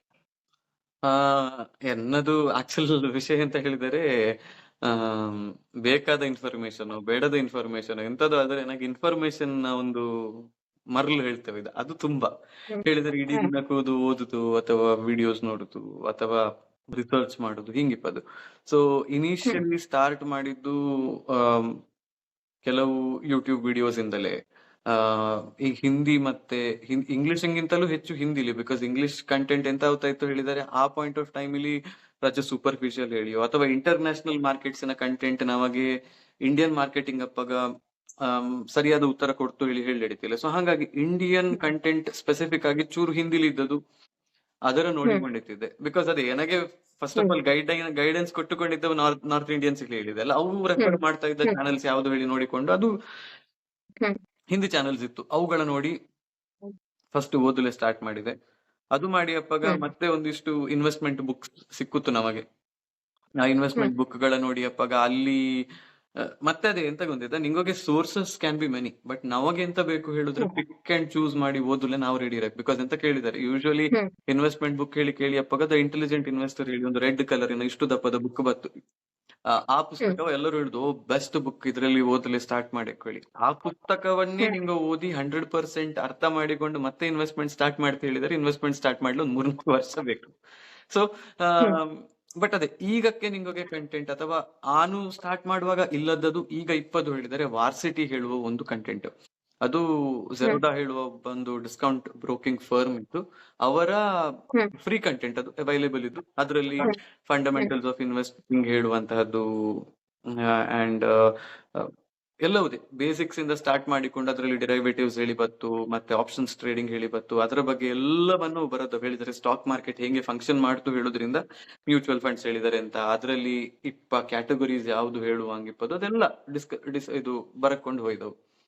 ಅಂಡ್ ಸ್ಪೆಸಿಫಿಕ್ ಆಗಿ ನಾನು ಇಂಜಿನಿಯರಿಂಗ್ ಬ್ಯಾಕ್ ಗ್ರೌಂಡ್ ಇಂದ ಕಾಮರ್ಸ್ ಬ್ಯಾಕ್ ಗ್ರೌಂಡ್ ಅಥವಾ ವಾಟ್ ಎವರ್ ದಿಸ್ ಇಸ್ ಇದಕ್ಕೆ ಎಂತಕ್ಕೆ ಸ್ವಿಚ್ ಆದೆ ಹೇಳಿದರೆ, ರಿಗಾರ್ಡ್ಲೆಸ್ ಆಫ್ ವಾಟ್ ಪ್ರೊಫೆಷನ್ ನಾವು ಈಗ ಇಂಜಿನಿಯರ್ಸ್ ಆಗಿಕ್ಕು, ಡಾಕ್ಟರ್ಸ್ ಆಗಿಕ್ಕು, ಕೃಷಿ ಮಾಡ್ತಾ ಇಪ್ಪವ ಅದಕ್ಕೂ, ಮನೇಲಿ ಹೋಮ್ ಮೇಕರ್ಸ್ ಆಗಿಪ್ಪವ ಅದಕ್ಕ ಆರೇ ಆದರುದೇ ಪೈಸೆ ಇಲ್ಲದೆ ಬದುಕು ನಡೆತಿಲ್ಲ. ಅದು very simple and basic fund. So ಅದು ಅರ್ಥ ಆಗಿ ಅಪ್ಪಗೆ ಹೆಂಗೆ ಹೇಳಿದ್ದಾರೆ, ಓಕೆ ಪೈಸೆ ಇಲ್ಲದೆ ಯಾರದು ಬದುಕು ನಡೆಯುತ್ತಿಲ್ಲ. ಅಂಡ್ ಈ ಪೈಸೆ ವಿಷಯ ಬಂತಪ್ಪಗಳೇ ತುಂಬಾ ಜನ ಮೋಸ ಹೋಗ್ತದೆ. ಯಾರು ನಮ್ಮ ಹಿತೈಷಿಗೋ ಅಥವಾ ಆರು ಅವರ ಒಂದು ಯಾವುದೋ ಒಂದು ಪ್ರಾಡಕ್ಟಿನಾಗಲಿ ಅಥವಾ ಅವರ ಇಂಟ್ರೆಸ್ಟಿನ ನಮಗೆ ಸೆಲ್ ಮಾಡ್ಲೆ ಹಿತೈಷಿಗಳ ಹಾಗೆ ಬತ್ತವು ಹೇಳಿ ನಾವು ಗೊತ್ತಾಗುತ್ತಲೆ. ಎಂತ ಕೇಳಿದರೆ ಭಾರತದಲ್ಲಿ ಅದು ಸ್ಪೆಸಿಫಿಕ್ ಆಗಿ ನಮ್ಮ ಸುತ್ತಮುತ್ತಲು ಮಿಸ್ ಸೆಲ್ಲಿಂಗ್ ಹೇಳಿ ಹೇಳ್ತು. ಯಾವುದೋ ಒಂದು ರಿಟರ್ನ್ಸ್ ಬತ್ತು ಹೇಳಿಕೊಂಡು ಇನ್ನೆಂತದನ್ನು ಸೆಲ್ ಮಾಡುದಾಗಲಿ, ಅಥವಾ ಇಷ್ಟು ಪೈಸೆ ಹಾಕಿದ್ರು ಇಷ್ಟು ಬತ್ತು ಹೇಳಿಕೊಂಡು ಒಂದು ಕನಸು ತೋರಿಸಿ ಹಾಕಿದ ಪೈಸೆಯು ಕಳ್ಕೊಂಬಂಗೆ ಮಾಡೋದಾಗಲಿ, ಆ ರೀತಿಯದು ತುಂಬಾ ನಡೀತಾ ಇತ್ತು. ಸೊ ಹಾಗಿಪ್ಪಾಗ ನಾವು ಸೇಫ್ ಆಗಿರಕ್ಕೂ ಹೇಳಿದರೆ ಎಂತ ಮಾಡ್ತಾ ಇದ್ದು ನಾವು ಹೇಳಿ ನಾವು ಗೊತ್ತಾಯ್ತು. ಸೊ ಆ ಕಾರಣದಿಂದಲೇ ಅದರ ಅರ್ಥ ಮಾಡಿಕೊಳ್ಳಿಕ್ಕೂ ಹೇಳುವ ಕಾರಣ ನಾನು ಓದಲು ಸ್ಟಾರ್ಟ್ ಮಾಡಿದ್ದು. ಅದೇ ಹಾಗೆ. ಸೊ ಕಾಮನ್ ಪೀಪಲ್ ಸ್ಟಾರ್ಟ್ ಮಾಡುದಾದ್ರೆ ನಿಂಗ ಹೇಳಿದ ವಾರ್ಸಿಟಿ ಹೇಳುವ ಒಂದು ವೆಬ್ಸೈಟ್ ವಾರ್ಸಿಟಿ ಹೇಳೋ ಬುಕ್ ಅಲ್ಲ, ವೆಬ್ಸೈಟ್ ಅದು. ವೆಬ್ಸೈಟ್ ಅದು. ವೆಬ್ಸೈಟ್ ಅದರ ಅದರ ಅದು ಹೆಂಗಿತ್ತು ಹೇಳಿದ್ರೆ ನಮ್ಮ ನಾರ್ಮಲ್ ಟೆಕ್ಸ್ಟ್ ಬುಕ್ ಇಲ್ಲಿ ಹಂಗೆ ಚಾಪ್ಟರ್ಸ್ ಇದ್ದು, ಆ ಚಾಪ್ಟರ್ಸಿನ ಒಂದಲ್ಲಿ ಓದಿ ಹೇಳಿದರೆ ಅರ್ಥ ಮಾಡಿಕೊಂಡರೆ ಬೇಕಾದಷ್ಟು ಇನ್ಫಾರ್ಮೇಶನ್ ಅಲ್ಲಿ ಸಿಕ್ಕುತ್ತು. ಮತ್ತೆ ನಿಂಗೆ ಯಾವುದೋ ಒಂದು ವಿಷಯಕ್ಕೆ ಈಗ ಅದ್ರಲ್ಲೇ ಎಂತದೋ ಒಂದು ಅರ್ಥ ಆಯ್ದಿಲ್ಲ ಹೇಳಿಪ್ಪಾಗ ಈಗ ಸ್ಪೆಸಿಫಿಕ್ ಆಗಿ ನಿಂಗೆ ಚಾಟ್ ಜಿಪಿಟಿ ಇತ್ತು, ಜೆಮಿನೈ ಇತ್ತು, ಗ್ರಾಕ್ ಇತ್ತು, ಮೆಟಾ ಎಐ ಇತ್ತು, ಹಿಂಗಿಪ್ಪಲ್ಲಿ ಎಲ್ಲ ನಿಂಗೆ ಕ್ವೆಶ್ಚನ್ಸ್ ಕೇಳಿ ಸ್ಟಾರ್ಟ್ ಮಾಡಿದರೆ, ಅಥವಾ ಈಗ ಯಾವುದೋ ಒಂದು ಪಾಯಿಂಟ್, ಸೇ ಫಾರ್ ಎಕ್ಸಾಂಪಲ್ ನಿಂಗೆ ಇನ್ವೆಸ್ಟ್ಮೆಂಟ್ ಮಾಡುವಾಗ just for the sake of example ನಾನು ಹೇಳ್ತಾ ಇಪ್ಪದು ಪಿ ರೇಷಿಯೋ ಹೇಳಿ ಒಂದು ಇದು ಬತ್ತು, ವ್ಯಾಲ್ಯೂ ಬತ್ತು. ತುಂಬಾ ಜನ ಅದರ ಒಂದು ತುಂಬಾ ಇಂಪಾರ್ಟೆಂಟ್ ಮೆಟ್ರಿಕ್ ಹೇಳಿ ಆಲೋಚನೆ ಮಾಡ್ತಾವೆ. ಈಗ ನಿಂಗೆ ಈ ವಿಡಿಯೋ ನೋಡ್ತಾ ಇಪ್ಪವೇ ನಾನು ಹೇಳುದು ಪಿ ರೇಷಿಯೋ ಹೇಳಿದರೆ ಎಂತ ಹೇಳಿಕೊಂಡು ಹೋಗಿ ಮೆಟಾದ ಹತ್ರವೋ ಅಥವಾ ಚಾಟ್ ಜಿಪಿಟಿ ಹತ್ರವೋ ಅಥವಾ ಜಸ್ಟ್ ಗೂಗಲ್ ಅಲ್ಲಿ ಸರ್ಚ್ ಮಾಡಿದರೆ ನಿಂಗೆ ಅದರಲ್ಲಿ ಆನ್ಸರ್ಸ್ ಬತ್ತು, ವೆಬ್ಸೈಟ್ ತೋರಿಸೋದು ಅಥವಾ ಯೂಟ್ಯೂಬ್ ಅಲ್ಲಿ ನಿಂಗೆ ಇನ್ಫಾರ್ಮೇಶನ್ ಸಿಕ್ಕುತ್ತು. ಇದರ ಅರ್ಥ ಮಾಡಿಕೊಂಬಲ್ಲೇ ಸ್ಟಾರ್ಟ್ ಮಾಡಿಕೊಳ್ಳಿಕ್ಕೆ ನಾವು ಹೇಳಿದರೆ ರಿಗಾರ್ಡ್ಲೆಸ್ ಈಗ ಯಾವ ಒಬ್ಬ ಇನ್ವೆಸ್ಟರ್ ಬಂದು, ಈಗ ಫಾರ್ ಎಕ್ಸಾಂಪಲ್ ರಾಕೇಶ್ ಜುಂಜುನ್ವಾಲಾ ಹೇಳಿ ಒಬ್ಬ ಇದ್ದಿದ್ದ, ಅವ ಭಯಂಕರ ಫೇಮಸ್ ಇನ್ವೆಸ್ಟರ್, ತುಂಬಾ ಪೈಸೆ ಮಾಡಿದ ಹೇಳಿಕೊಂಡು ಅವ ಬಂದು ನಿಂಗೆ ಪಕ್ಕಲ್ಲಿ ಕೂದು ಇಷ್ಟು ಸ್ಟಾಕ್ ನೀನ್ ತೆಕ್ಕೋ ಹೇಳಿ ಅವ ಬಸ್ ಜಸ್ಟ್ ಅಸ್ತ ಹೇಳಿ ಹೋದರೆ ನಿಂಗೆ ಪೈಸೆ ಮಾಡ್ತಿ ಹೇಳುವ ಎಂತ ಗ್ಯಾರಂಟಿಯೂ ಇಲ್ಲ. ಈಗ ಎನ್ನತ್ರ 20 ಸ್ಟಾಕ್ಸ್ ನಿಂಗಳ ಹತ್ರ ಇದ್ದರುದೇ ನಿಂಗೆ ಪೈಸೆ ಮಾಡ್ತಿ ಹೇಳಿ ಎಂತ ಗ್ಯಾರಂಟಿಯೂ ಇಲ್ಲ. ದ ರೀಸನ್ ಈಸ್ ಅದುವೇ ಎಂತ ಹೇಳಿದರೆ ಜಸ್ಟ್ ಇನ್ವೆಸ್ಟ್ ಮಾಡುದು ಮಾತ್ರ ಅಲ್ಲ ಇಂಪಾರ್ಟೆಂಟ್, ಎಷ್ಟು ದಿನ ಹೋಲ್ಡ್ ಮಾಡಬೇಕು, ಹೇಗೆ ಹೋಲ್ಡ್ ಮಾಡಬೇಕು, ಯಾವಾಗ ಸೆಲ್ ಮಾಡಬೇಕು, ಇದೆಲ್ಲ ಇನ್ಫಾರ್ಮೇಶನ್ ನಿಂಗೆ ಕಲಿಯಕ್ಕಾಯ್ತು. ಕಲಿಯುವಲೆ ವಾರ್ಸಿಟಿ, ಯೂಟ್ಯೂಬ್, ಈಗ ಎಐ ಇದ್ದು ಅದಷ್ಟು. ಮತ್ತೆ ಎನ್ನ ಫಾಲೋ ಮಾಡಿದ್ರೆ ನಾನು ಹೆಂಗ್ ಹೇಳ್ತೆ, ಸೊ ಏನನ್ನು ಬೇಕಿದ್ರೆ ಫಾಲೋ ಮಾಡ್ಲಕ್ಕು. ಮಾರ್ಕೆಟಿಂಗ್ ಇನ್ಸ್ಟಾಗ್ರಾಮ್ ಇಲ್ಲಿ ಹಂಗೆ ಯೂಟ್ಯೂಬ್ ಇಲ್ಲಿ ಫೇಸ್ಬುಕ್ ಇಲ್ಲದೆ 3 ಜಾಗ ಇಲ್ಲದೆ ಇದ್ದೇನೆ ಈಗ ಹಂಗೆ ಸೇಮ್ ನೇಮ್. ಫೇಸ್ಬುಕ್ ಇಲ್ಲಿ ಸರಿ ಓಕೆ. ಓಕೆ, ನನಗೆ ಈಗ ಈ ಇನ್ವೆಸ್ಟ್ಮೆಂಟ್ ಅದಕ್ಕೂ ಅಥವಾ ಒಂದು ಈಗ ಎಂತ ಹೇಳುದು ಶೇರ್ ಮಾರುಕಟ್ಟೆ ಹೇಳಿ ಆದ್ ಸಣ್ಣಪ್ಪಗ. ಓಕೆ, ನನಗೆ ಇದ್ರ ಬಗ್ಗೆ ಒಂದು ಎಂತ ಮೆಮೊರಿ ಹೇಳಿದ್ರೆ, ನಾನು ಸಣ್ಣಪ್ಪಗ ಅಜ್ಜನ ಮನೆಗೆ ಹೋದಿಪ್ಪಾಗ ಅದು ತಿಂಗಳು ಗಟ್ಲೆ ಅಜ್ಜನ ಮನೇಲಿ ಇದ್ದುಡಿಪ್ಪಾಗ ಎನ್ನ ಕುഞ്ഞു ಮಾವ ಹೇಳುದು 11 ಗಂಟೆಪ್ಪಗ ಹೇಳಕ್ಕೆ ನನಗೆ ಅಲ್ಲಿ ಸೆನ್ಸೆಕ್ಸ್ ಎಂತಾವ್ ತೊಳಿ ಹೇಳಕ್ಕೆ ನನಗೆ ಹೇಳಿ ಹಿಡಿತಿದ್ದವು. ಇದೆ ನನಗಿಪ್ಪ ಮೆಮೊರಿ. ಓಕೆ, ಹಿಂಗಿಪ್ಪಾಗ ಅಷ್ಟು ಸಮಯದಿಂದ ಈಗಂವರೆಗೂ ಇತ್ತು. ಈಗ ಷೇರು ಮಾರುಕಟ್ಟೆ ಈಗಳು ಇದ್ದು ಇದ್ರೊಟ್ಟಿಗೆ ನಮಗೆ ಎಂತ ಬರ್ತಾ ಇದ್ದು ಹೇಳಿದ್ರೆ ಎಂತ ಅದು ರಿಸ್ಕಿ ಮತ್ತೆ ಹಾಕುದು ಸೇಫ್ ಅಲ್ಲ ಹೇಳುವ ಆಲೋಚನೆ. ಅಂಬಗ ಎನ್ನ ಪ್ರಶ್ನೆ, ಅಂಬಗನ್ನ ನೋಡ್ತಾ ಇದ್ದೆ ಈಗಳು ಇದ್ದು ಇಷ್ಟು ಸಮಯದಿಂದ ಅಂಬಗ ಸರ್ವೈವ್ ಅಪ್ಪದು ಹೆಂಗೆ, ಇದು ರಿಸ್ಕಿ ಆದರೆ ಹೇಳಿ. ಇದಕ್ಕೊಂದು ಎಕ್ಸಾಂಪಲ್ ಅದೇ ನಿಂಗೆ ಈಗ ಅದೇ ಕುഞ്ഞു ಮಾತಾಡಿಕೊಂಡಿದ್ದು ಅಥವಾ ಹೇಳಿಕೊಂಡಿದ್ದು ವಿಷಯ ಹೇಳಿದ್ವಿ. ಲೆಟಸ್ ಸೇ ಅದೊಂದು 2005 2006 ಟೈಮ್ ಹೇಳಿ ಯೋಚನೆ ಮಾಡುವ ನಾವು. ಒಂದು ಆಲ್ಮೋಸ್ಟ್ 17-18 ಇಯರ್ಸ್ ಮುಂಚೆ ಹೇಳಿ ಯೋಚನೆ ಮಾಡುವ. ಆಗ ಈ ಸೆನ್ಸೆಕ್ಸ್ ಹೇಳುವ ಅದೇ ಇಂಡೆಕ್ಸ್, ಈಗ ಬೇಸಿಕಲಿ ಅದು ಆ ಸೆನ್ಸೆಕ್ಸ್ ಎಲ್ಲಿ ಹೋಗ್ತಾ ಇದ್ದು ಹೇಳಿ ಅವು ಹೇಳುವಾಗ ಆ ಸೆನ್ಸೆಕ್ಸಿನ ಒಂದು ಕಾಂಪೊನೆಂಟ್ ಆಗಿ ರಿಲಯನ್ಸ್ ಕಮ್ಯುನಿಕೇಶನ್ ಹೇಳುವ ಒಂದು ಕಂಪನಿ ಇತ್ತು. ಅನಿಲ್ ಅಂಬಾನಿ ಅದರ ಓನ್ ಮಾಡ್ತಾ ಇದ್ದ ಕಂಪನಿ ಅದು, ರಿಲಯನ್ಸ್ ಕಮ್ಯುನಿಕೇಶನ್ಸ್ ಹೇಳುದು. ಇಂದು ಸೆನ್ಸೆಕ್ಸ್ ಇದ್ದು ರಿಲಯನ್ಸ್ ಕಮ್ಯುನಿಕೇಶನ್ಸ್ ನೆಲ ಕಚ್ಚಿದ್ದು. ಓಕೆ, ಸೊ ಇಲ್ಲಿಗ 2 ವಿಷಯ ಬತ್ತು. ಸ್ಟಾಕ್ ಮಾರ್ಕೆಟ್ ಎಲ್ಲಿಗೂ ಹೋಗುತ್ತಿಲ್ಲ, ಅದು ಅಲ್ಲಿ ಇರ್ತು. ಸೆನ್ಸೆಕ್ಸ್ ಅಥವಾ ನಿಫ್ಟಿ ಹೇಳುವಂಗಿಪ್ಪದು ಟೆಂಪರರಿ ಆಗಿ ಒಂದು ಕೆಲವೊಂದರಿ ಬೀಳ್ತು, ಕೆಲವೊಂದರಿ ಏಳ್ತು, ತುಂಬಾ ಬೀಳ್ತು, ಹಿಂಗೆಲ್ಲ ಆಗ್ತಾ ಇದ್ದರುವೆ ಓವರ್ ಟೈಮ್ ಯೂಶುವಲಿ ಇಂಡಿಸಸ್ ಅಥವಾ ಈಗ ಸೆನ್ಸೆಕ್ಸ್ ಹೇಳಿದರೆ ಬೇಸಿಕಲಿ ಅದು ಎಂತರ, ಅಥವಾ ಸೆನ್ಸೆಕ್ಸ್ ಅಥವಾ ನಿಫ್ಟಿ ಹೇಳುವ ಇನ್ನೊಂದು ಇಂಡೆಕ್ಸ್ ಎಂತ ಹೇಳಿದರೆ ಅದು ಓವರ್ ಆಲ್ ಆಗಿ ಒಂದು ದೇಶದಲ್ಲಿ ಇಪ್ಪಂತಹ ಕಂಪನೀಸ್ ಹೇಗೆ ಪರ್ಫಾರ್ಮ್ ಮಾಡ್ತಾ ಇದ್ದವು ಹೇಳಿದ್ರೆ ಒಂದು ಮೆಟ್ರಿಕ್ ಅಷ್ಟೇ. ಹೇಳಿದರೆ ಈಗ ದೇಶದ ಟಾಪ್, ಈಗ ನಿಫ್ಟಿ ಹೇಳಿದರೆ ಟಾಪ್ 50 ಕಂಪನೀಸ್, ಸೆನ್ಸೆಕ್ಸ್ ಹೇಳಿದರೆ 30 companies. So top 50 companies of India ಹೇಗೆ ಪರ್ಫಾರ್ಮ್ ಮಾಡ್ತಾ ಇತ್ತು. ಈಗ ಮಾರ್ಕೆಟ್ ಸೆಂಟಿಮೆಂಟ್ ಪಾಸಿಟಿವ್ ಇದ್ದು ಹೇಳಿದರೆ ಕಂಪನೀಸ್ ಪಾಸಿಟಿವ್ ಪರ್ಫಾರ್ಮೆನ್ಸ್ ಕೊಡ್ತಾ ಇರ್ತವೆ. ನಮ್ಮ ದೇಶ ಸ್ಪೆಸಿಫಿಕ್ ಆಗಿ ನಾನು ತುಂಬಾ ಸರ್ತಿ ಹೇಳಿದ್ದೆ ಈ ವಿಷಯವ, ಈಗ ನಿಂಗು ಯಾವ ಜಗತ್ತಿನ ಬೇರೆ ದೇಶವ ನೋಡಿದರುದೇ ಅವಕ್ಕಿಪ್ಪ ಸಮಸ್ಯೆಗೆ ಕಂಪೇರ್ ಮಾಡಿದರೆ ಒಂದು, ಈಗ ಸೇ ಫಾರ್ ಎಕ್ಸಾಂಪಲ್ ಸಮಸ್ಯೆಗೂ ವರ್ಸಸ್ ಅಪರ್ಚುನಿಟೀಸ್ ಹೇಳಿ ಎರಡು ನಿಂಗು ಎಂತ ಹೇಳುದು ಕ್ಲಾಸಿಫಿಕೇಶನ್ ಮಾಡಿದ್ದಾರೆ. ಬೇರೆ ದೇಶಕ್ಕೆ ಸಮಸ್ಯೆಗೂ ಹೆಚ್ಚಿದ್ದು ಅಪರ್ಚುನಿಟೀಸ್ ಕಮ್ಮಿ ಇದ್ದು ಹೇಳುವಂಗೆ ಕಂಡರೆ, ನಮ್ಮ ಭಾರತಕ್ಕೆ ಸ್ಪೆಸಿಫಿಕ್ ಆಗಿ ಇನ್ನೊಂದು 2 3 4 ಕಂಟ್ರೀಸ್ ಇದ್ದು, ಈಗ ಸೇ ಫಾರ್ ಎಕ್ಸಾಂಪಲ್ ವಿಯೆಟ್ನಾಂ ಇಕ್ಕು ಅಥವಾ ಫಿಲಿಪೈನ್ಸ್ ಇಕ್ಕು ಹಾಂಗಿಪ್ಪ ಕಂಟ್ರೀಸ್ ಹಿಂಗೆಲ್ಲ ಅಂತ ಹೇಳಿದ್ರೆ ಅಪರ್ಚುನಿಟೀಸ್ ಹೆಚ್ಚಿದ್ದು ಗ್ರೋ ಅಪ್ ಅಲ್ಲೇ ಹೇಳುವ ಕಾರಣಕ್ಕೆ ಅಲ್ಲಿ ಸೆನ್ಸೆಕ್ಸ್ ಅಥವಾ ನಿಫ್ಟಿ ಹೇಳುವಂಗಿಪ್ಪದು ಮೇಲೆ ಹೋಗುತ್ತು ಓವರ್ ಟೈಮ್ ಹೇಳುವ ಒಂದು ನೋಷನ್. ಬಟ್ ನಾನೀಗ ಹೇಳಿದೆ ಟಾಪ್ 50 ಕಂಪನೀಸ್ ಆಫ್ ಇಂಡಿಯಾ ಹೇಳಿ. ಈ ಟಾಪ್ 50 ಕಂಪನೀಸ್ ಆಫ್ ಇಂಡಿಯಾ ಈಗ ಇಪ್ಪಂತಹದ್ದು 10 ವರ್ಷ ಆದ ಮತ್ತೆಯುದೇ ಅದೇ ಟಾಪ್ 50 ಕಂಪನೀಸ್ ಇರ್ತಾ ಹೇಳುವ ಕ್ವೆಶ್ಚನ್ ಕೇಳಿದರೆ ಅದಕ್ಕೆ ಉತ್ತರ ನೋ ಹೇಳಿ. ರಿಲಯನ್ಸ್ ಕಮ್ಯುನಿಕೇಶನ್ ಎಕ್ಸಾಂಪಲ್ ನಿಂಗೋಗೆ ಕೊಟ್ಟದ್ದು ಅದೇ ಕಾರಣಕ್ಕೆ. ಎಂತ ಹೇಳಿದರೆ 2008 ಇಲ್ಲಿ ಅಥವಾ 2007 ಇಲ್ಲಿ ಅದು one of the top companies in India. ಇಂದು ಅದು ಟಾಪ್ ಕಂಪನಿ ಅಲ್ಲ, ಅದು ಟಾಪ್ 500 ಇಲ್ಲಿದ್ದು ಇಂದು ಬತ್ತಿಲ್ಲ. ಸೊ ಈ ಕಾರಣಕ್ಕೆ ಸ್ಟಾಕ್ ಮಾರ್ಕೆಟ್ ರಿಸ್ಕಿ ಆಗುತ್ತು. ಯಾರೋ ಹೇಳಿದವು ಹೇಳುವ ಕಾರಣಕ್ಕೆ ಅಥವಾ ಎಂತದೋ ಒಂದು ವರ್ಕೌಟ್ ಆವತ್ತು ಹೇಳುವ ಕಾರಣಕ್ಕೆ ನಾವು ಸ್ಟಾಕಿನ ಪರ್ಚೇಸ್ ಮಾಡ್ಲಿ ಹಿಡಿತಿಲ್ಲ. ಒಂದು ನೋಷನ್ ಇತ್ತು ಆ ಟೈಮ್ ಇಲ್ಲಿ, ಅದೇ ನಿಂಗೆ ಹೇಳಿದ ಟೈಮ್ ಇಲ್ಲಿ ಹೇಳಿದರೆ ಕುഞ്ഞി ಮಾವ ಹೇಳ್ತಾ ಇಪ್ಪ ಟೈಮ್ ಇಲ್ಲಿ ಹಿಡಿಯಪ್ಪಾಗ ನಿಂಗಳ ಮನೆಗೆ ಎಂತ ಪ್ರಾಡಕ್ಟ್ ಬತ್ತು, ನಿಂಗಳ ಮನೇಲಿ ಎಂತ ಪ್ರಾಡಕ್ಟ್ ಇದ್ದು ನೋಡಿ, ಆ ಪ್ರಾಡಕ್ಟ್ ಯಾವ ಕಂಪನಿ ಮ್ಯಾನುಫ್ಯಾಕ್ಚರ್ ಮಾಡ್ತು ನೋಡಿ, ಹೋಗಿ ಆ ಸ್ಟಾಕಿನ ಪರ್ಚೇಸ್ ಮಾಡಿ ಹೇಳಿದರೆ. ಈಗ ನಿಂಗಳ ಮನೆಯ ಟಿವಿ ಯಾರು ಮ್ಯಾನುಫ್ಯಾಕ್ಚರ್ ಮಾಡ್ತವು, ಫ್ರಿಡ್ಜ್ ಯಾರು ಮಾಡ್ತವು, ವಾಷಿಂಗ್ ಮಿಷಿನ್ ಯಾರು ಮಾಡ್ತವು, ಫೋನ್ ಎಲ್ಲಿಂದ ತಂದದ್ದು, ಗ್ರಾಸರೀಸ್ ಎಲ್ಲಿಂದ ಬಂತು ಹೇಳಿ ಎಲ್ಲ ನೋಡಿಕೊಂಡು ಇನ್ವೆಸ್ಟ್ ಮಾಡಿ ಹೇಳಿ. ಜಸ್ಟ್ ಅಷ್ಟು ಮಾಡಿದರೆ ಸಾಕಾಗುತ್ತಾ ಹೇಳಿ ಎನ್ನತ್ರ ಪ್ರಶ್ನೆ ಕೇಳಿದರೆ ಇಲ್ಲೇ ಹೇಳುವ ಉತ್ತರವನ್ನೇ ಅನ್ಕೊಡಕ್ಕಾಗುತ್ತು. ಬಿಕಾಸ್ ಒಂದು ಈಗ ರಿಸ್ಕ್ ಹೆಂಗ್ ಹೆಚ್ಚಾಯ್ಕೊಂಡು ಹೋಗ್ತು ಹೇಳಿದ್ರೆ FD ಇಸ್ ಮಿನಿಮಮ್ ರಿಸ್ಕ್ ಹೇಳಿದರೆ, FD ಯ ಒಂದು ಒಳ್ಳೆಯ ಬ್ಯಾಂಕ್ ಇಲ್ಲಿ ಮಾಡಿದರೆ ಮಿನಿಮಮ್ ರಿಸ್ಕ್. ಸೊಸೈಟೀಸ್ ಇರುತ್ತು, ಕೆಲವೊಂದಿಷ್ಟು ಹೆಸರೇ ಕೇಳದ ಬ್ಯಾಂಕ್ಸ್ ಇರುತ್ತು, NBFCs ಇರುತ್ತು. ಡಿಫಾಲ್ಟ್ ರಿಸ್ಕ್ ಹೇಳಿ ನಾವು ಹೇಳ್ತು, ಒಂದು ವೇಳೆ ಆ ಬ್ಯಾಂಕ್ ದಿವಾಳಿ ಆದರೆ ನಿಂಗಳ ಇನ್ವೆಸ್ಟ್ಮೆಂಟ್ ಎಂತ ಆಗುತ್ತೋ ಅಥವಾ ನಿಂಗಳ FD ಯ ಕತೆ ಎಂತ ಆಗುತ್ತೋ ಹೇಳಿ. ಸೊ ಅದು ರಿಸ್ಕ್ ಇದ್ದೇ ಇತ್ತು, but FD is minimum risk. ಅದಾದ ಮತ್ತೆ ಎಂತ ಉಂಟು, ಡೆಟ್ ಫಂಡ್ಸ್ ಹೇಳಿ ಬತ್ತು. ಮ್ಯೂಚುವಲ್ ಫಂಡ್ಸ್ ನಿಂಗೆ ಓದಿ ಹೇಳಿದರೆ ಡೆಟ್ ಫಂಡ್ಸ್ ಹೇಳಿ ಬತ್ತು. ಸೊ ಅವು basically corporate bonds, government securities ಹೇಳುವಂತ ಇನ್ಸ್ಟ್ರೂಮೆಂಟ್ಸ್ ಬತ್ತು ಹೇಳಿದರೆ, ಹಿಂಗೋ ಒಂದು ಕಂಪನಿಗೆ ಸಾಲ ಕೊಡುದು ಅಥವಾ ಗವರ್ಮೆಂಟ್ಗೆ ಸಾಲ ಕೊಡುದು, ಅದರ ಮೇಲೆ ಅವು ಇನ್ವೆಸ್ಟ್ಮೆಂಟ್ ಮಾಡಿರುತ್ತವೆ. ಅದು ಇನ್ನೊಂದು ಸ್ವಲ್ಪ ಹೆಚ್ಚು risk but lower risk when compare to stocks and mutual funds ಹೇಳಿ. ಅಲ್ಲಿಂದ ಮತ್ತೆ ಈಕ್ವಿಟಿ ಮ್ಯೂಚುವಲ್ ಫಂಡ್ಸ್ ಹೇಳಿ ಬತ್ತು, ಹೈಬ್ರಿಡ್ ಮ್ಯೂಚುವಲ್ ಫಂಡ್ಸ್ ಹೇಳಿ ಡೆಟ್ ಮತ್ತೆ ಇಕ್ವಿಟಿಯ ಮಿಡ್ಲ್ ಇಪ್ಪತ್ತು ಬತ್ತು. ಈ ಮ್ಯೂಚುವಲ್ ಫಂಡಿನ ವರೆಗೆ ಬಪ್ಪಲ್ಲಿಯವರೆಗೆ ರಿಸ್ಕ್ ಒಂದು ಚೂರು ಚೂರು ಚೂರು ಚೂರು ಚೂರು ಚೂರು ಇನ್ಕ್ರೀಸ್ ಆಯ್ಕೊಂಡು ಹೋಗುತ್ತು. ಸ್ಟಾಕಿಂಗ್ ಬಂದಪ್ಪಾಗ ಹೈಯೆಸ್ಟ್ ಪಾಸಿಬಲ್ ರಿಸ್ಕ್ ಇಪ್ಪದು ಅಪ್ಪು. ಬಿಕಾಸ್ ಎಂತ ಆಯ್ತು ಹೇಳಿದರೆ, ಎಷ್ಟೋ ಜನರ ಆನೆ ಈಗ ನೋಡ್ತೇನೆ ನನಗೆ ಹೇಗೆ ಮೆಸೇಜಸ್ ಬತ್ತು ಹೇಳಿದರೆ, ಸರ್ ನಾನು 5 ಲಕ್ಷ ರೂಪಾಯಿ ಈ ಕಂಪನಿಯಲ್ಲಿ ಇನ್ವೆಸ್ಟ್ ಮಾಡಿದ್ದೆ, ಆ ದುಡ್ಡೀಗ 1.5 ಲಕ್ಷಕ್ಕೆ ಬಂದಿದೆ, ಏನ್ ಮಾಡ್ಬೇಕು ಹೇಳಿ. ಆ ನೆಕ್ಸ್ಟ್ ಕ್ವೆಶ್ಚನ್ ಕೇಳುದು, ಓಕೆ ನಿಗಳ ಓವರ್ ಆಲ್ ಪೋರ್ಟ್ಫೋಲಿಯೋ ಸೈಜ್ ಎಷ್ಟು ಹಂಗಿದ್ದಾರೆ? ಒಂದು ಈಗ 5 ಲಕ್ಷ ಒಂದು ಸ್ಟಾಕಿನ ಮೇಲೆ ಇನ್ವೆಸ್ಟ್ ಒಬ್ಬ ಮಾಡಿದ್ದ ಹೇಳಿದರೆ ಎನ್ನ ತಲೆಯಲ್ಲಿ ಎಂತ ಇರುತ್ತೋ ಹೇಳಿದ್ರೆ ಅವನ ಪೋರ್ಟ್ಫೋಲಿಯೋ 50 ಲಕ್ಷದ್ದಾಗಿರುತ್ತೋ ಹೇಳಿ. ಬಟ್ ಇನ್ ರಿಯಾಲಿಟಿ ಎಂತ ಆಗಿರುತ್ತೋ ಹೇಳಿದ್ರೆ ಅವನ ಪೋರ್ಟ್ಫೋಲಿಯೋ 25 ಲಕ್ಷ ಎಂತಾಗಿರ್ತು. ಈಗ ಮೆಸೇಜಸ್ ಬತ್ತು, ಎಲ್ಲಿಯೋ ವಿಡಿಯೋಸ್ ನೋಡಿರ್ತಾವ ಅಥವಾ ಆರೋ ಒಬ್ಬ ಹೇಳಿರ್ತಾ, ಈ ಒಂದು ಕಂಪನಿಯ ಸ್ಟಾಕಿನ ಪರ್ಚೇಸ್ ಮಾಡು, ಇದು ಈಗ 50 ರೂಪಾಯಿಲಿದ್ದು 5,000 ರೂಪಾಯಿಗೆ ಹೋಗುತ್ತೋ ಹೇಳಿ.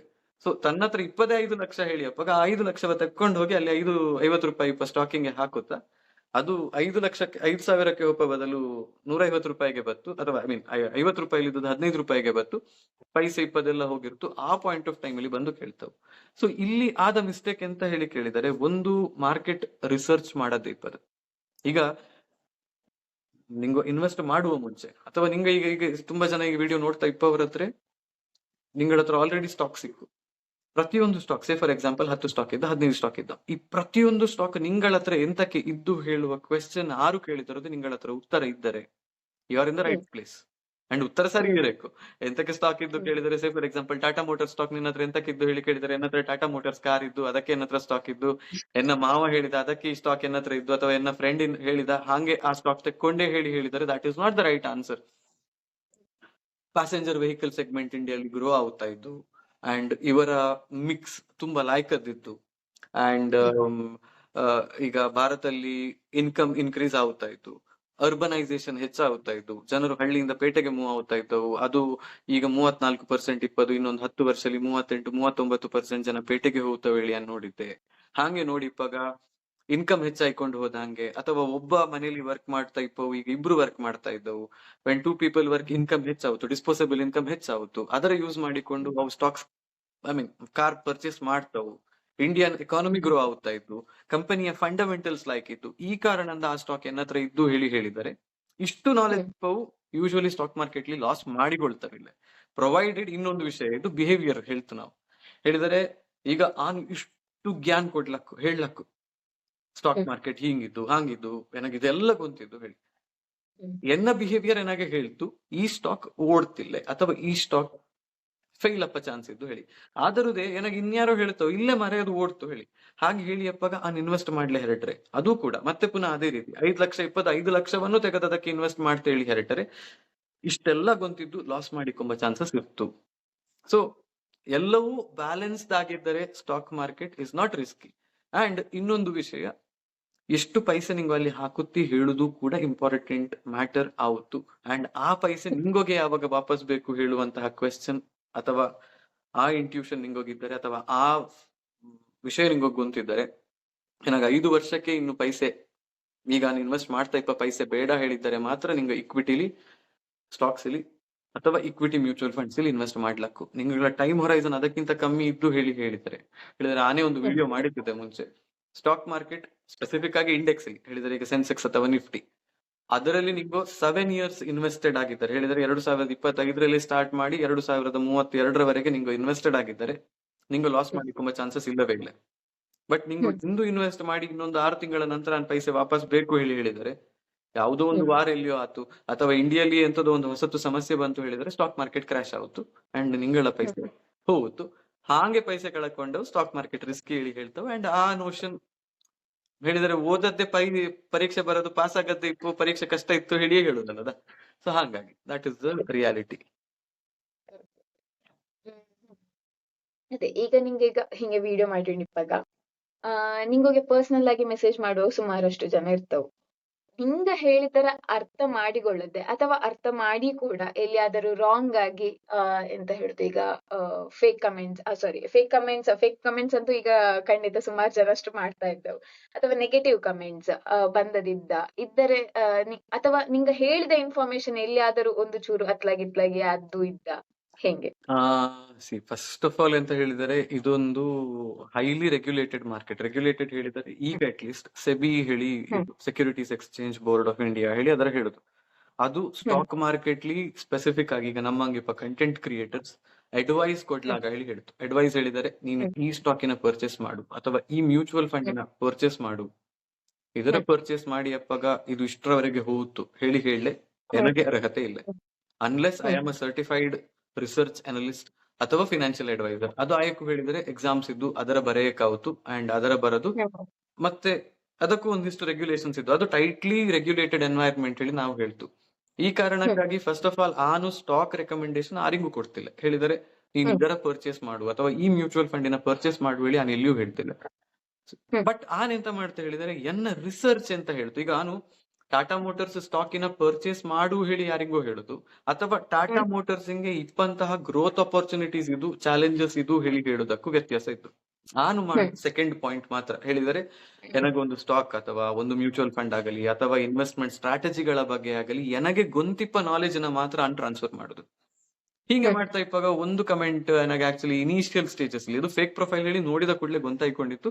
ಆ ಇನಿಷಿಯಲ್ ಸ್ಟೇಜ್ ಒಂದು ಫೇಕ್ ಕಮೆಂಟ್ ಬಂದಿತ್ತು. ಹೇಳಿದರೆ ಇವನ ನಂಬಿ ನಾನು ಇಷ್ಟು ಪೈಸೆ ಹಾಕಿತ್ತಿದ್ದೆ, ಇಷ್ಟು ಲಾಸ್ ಮಾಡಿಕೊಂಡೆ, ನಾನು ಇವ ಏನಂದ್ರೆ ಇಷ್ಟು ಪೈಸೆ ತೆಕ್ಕೊಂಡು ಹಿಂಗೊಂದು ಅಡ್ವೈಸ್ ಕೊಟ್ಟಿದ್ದ ಅಂಡ್ ಏನಾದ್ರು ಪೈಸೆ ಹೋತು ಹೇಳಿ ಹೇಳಿದವು ಇದ್ದವು.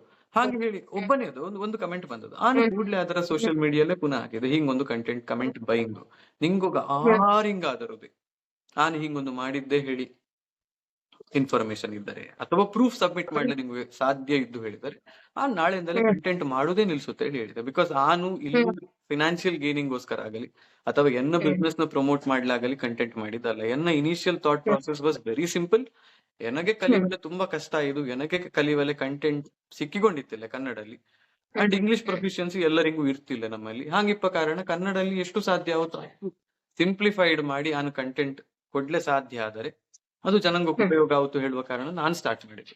ಅಂಡ್ ಹ್ಮ್ ನಾವು ಎಂತದೇ ಮಾಡ್ಲು ಹೋದರೂ ನೆಗೆಟಿವ್ ಹೇಳುವ ಇದ್ದೇ ಇರ್ತವೆ. ಸೊ ಅವರ ಬಗ್ಗೆ ನಾವು ಆಲೋಚನೆ ಮಾಡುವ ಬದಲು ಸೈಲೆಂಟ್ ಆಗಿ ನಮ್ಮ ಸಪೋರ್ಟ್ ಮಾಡುವವು, ಅಥವಾ ಇನ್ಬಾಕ್ಸ್ ಅಲ್ಲಿ ಮೆಸೇಜ್ ಮಾಡಿ ನೀನು ಒಳ್ಳೆ ಕೆಲಸ ಮಾಡ್ತಾ ಇದ್ದೆ ಕಂಟಿನ್ಯೂ ಮಾಡು ಹೇಳಿ ಹೇಳುವವು, ಅಥವಾ ನಮ್ಮಲ್ಲಿ ಫಂಕ್ಷನಿಂಗ್ ಹೋದರೆ ಜಂಬರಕ್ಕೆ ಹೋದಲ್ಲಿ ನೀನ್ ಆಶೀಶ್ ಸಾರಡ್ಕಲ್ಲದ ನಿನ್ನ ವಿಡಿಯೋ ನೋಡ್ತಾ ಹೇಳಿ ಹೇಳುವವು. ಹಂಗಿಪ್ಪವು ತುಂಬಾ ಜನ ಸಪೋರ್ಟ್ ಮಾಡುವ ಇರ್ತವೆ. ನನಗೆ ಅಪೂರ್ವ ಒಂದು ಮಾತು ಹೇಳಿಕೊಂಡಿತ್ತು, ಎಲ್ಲಿ ಹೋದರೂ ಈಗ ಆಶಿ ಅಂತ ಮಾಡ್ತಾ ನೀನು ಅವನ ಕಂಟೆಂಟ್ ಹೆಂಗ ನೋಡ್ತೆ, ಅವನ ಫಾಲೋವರ್ಸ್ ನಾವು ಹೇಳಿ ಹೇಳುವಾಗ ನನಗೆ ತುಂಬಾ ಖುಷಿ ಆಗುತ್ತೆ ಆಶಿ ಹೇಳಿ ಅದು ಹೇಳುವಾಗ.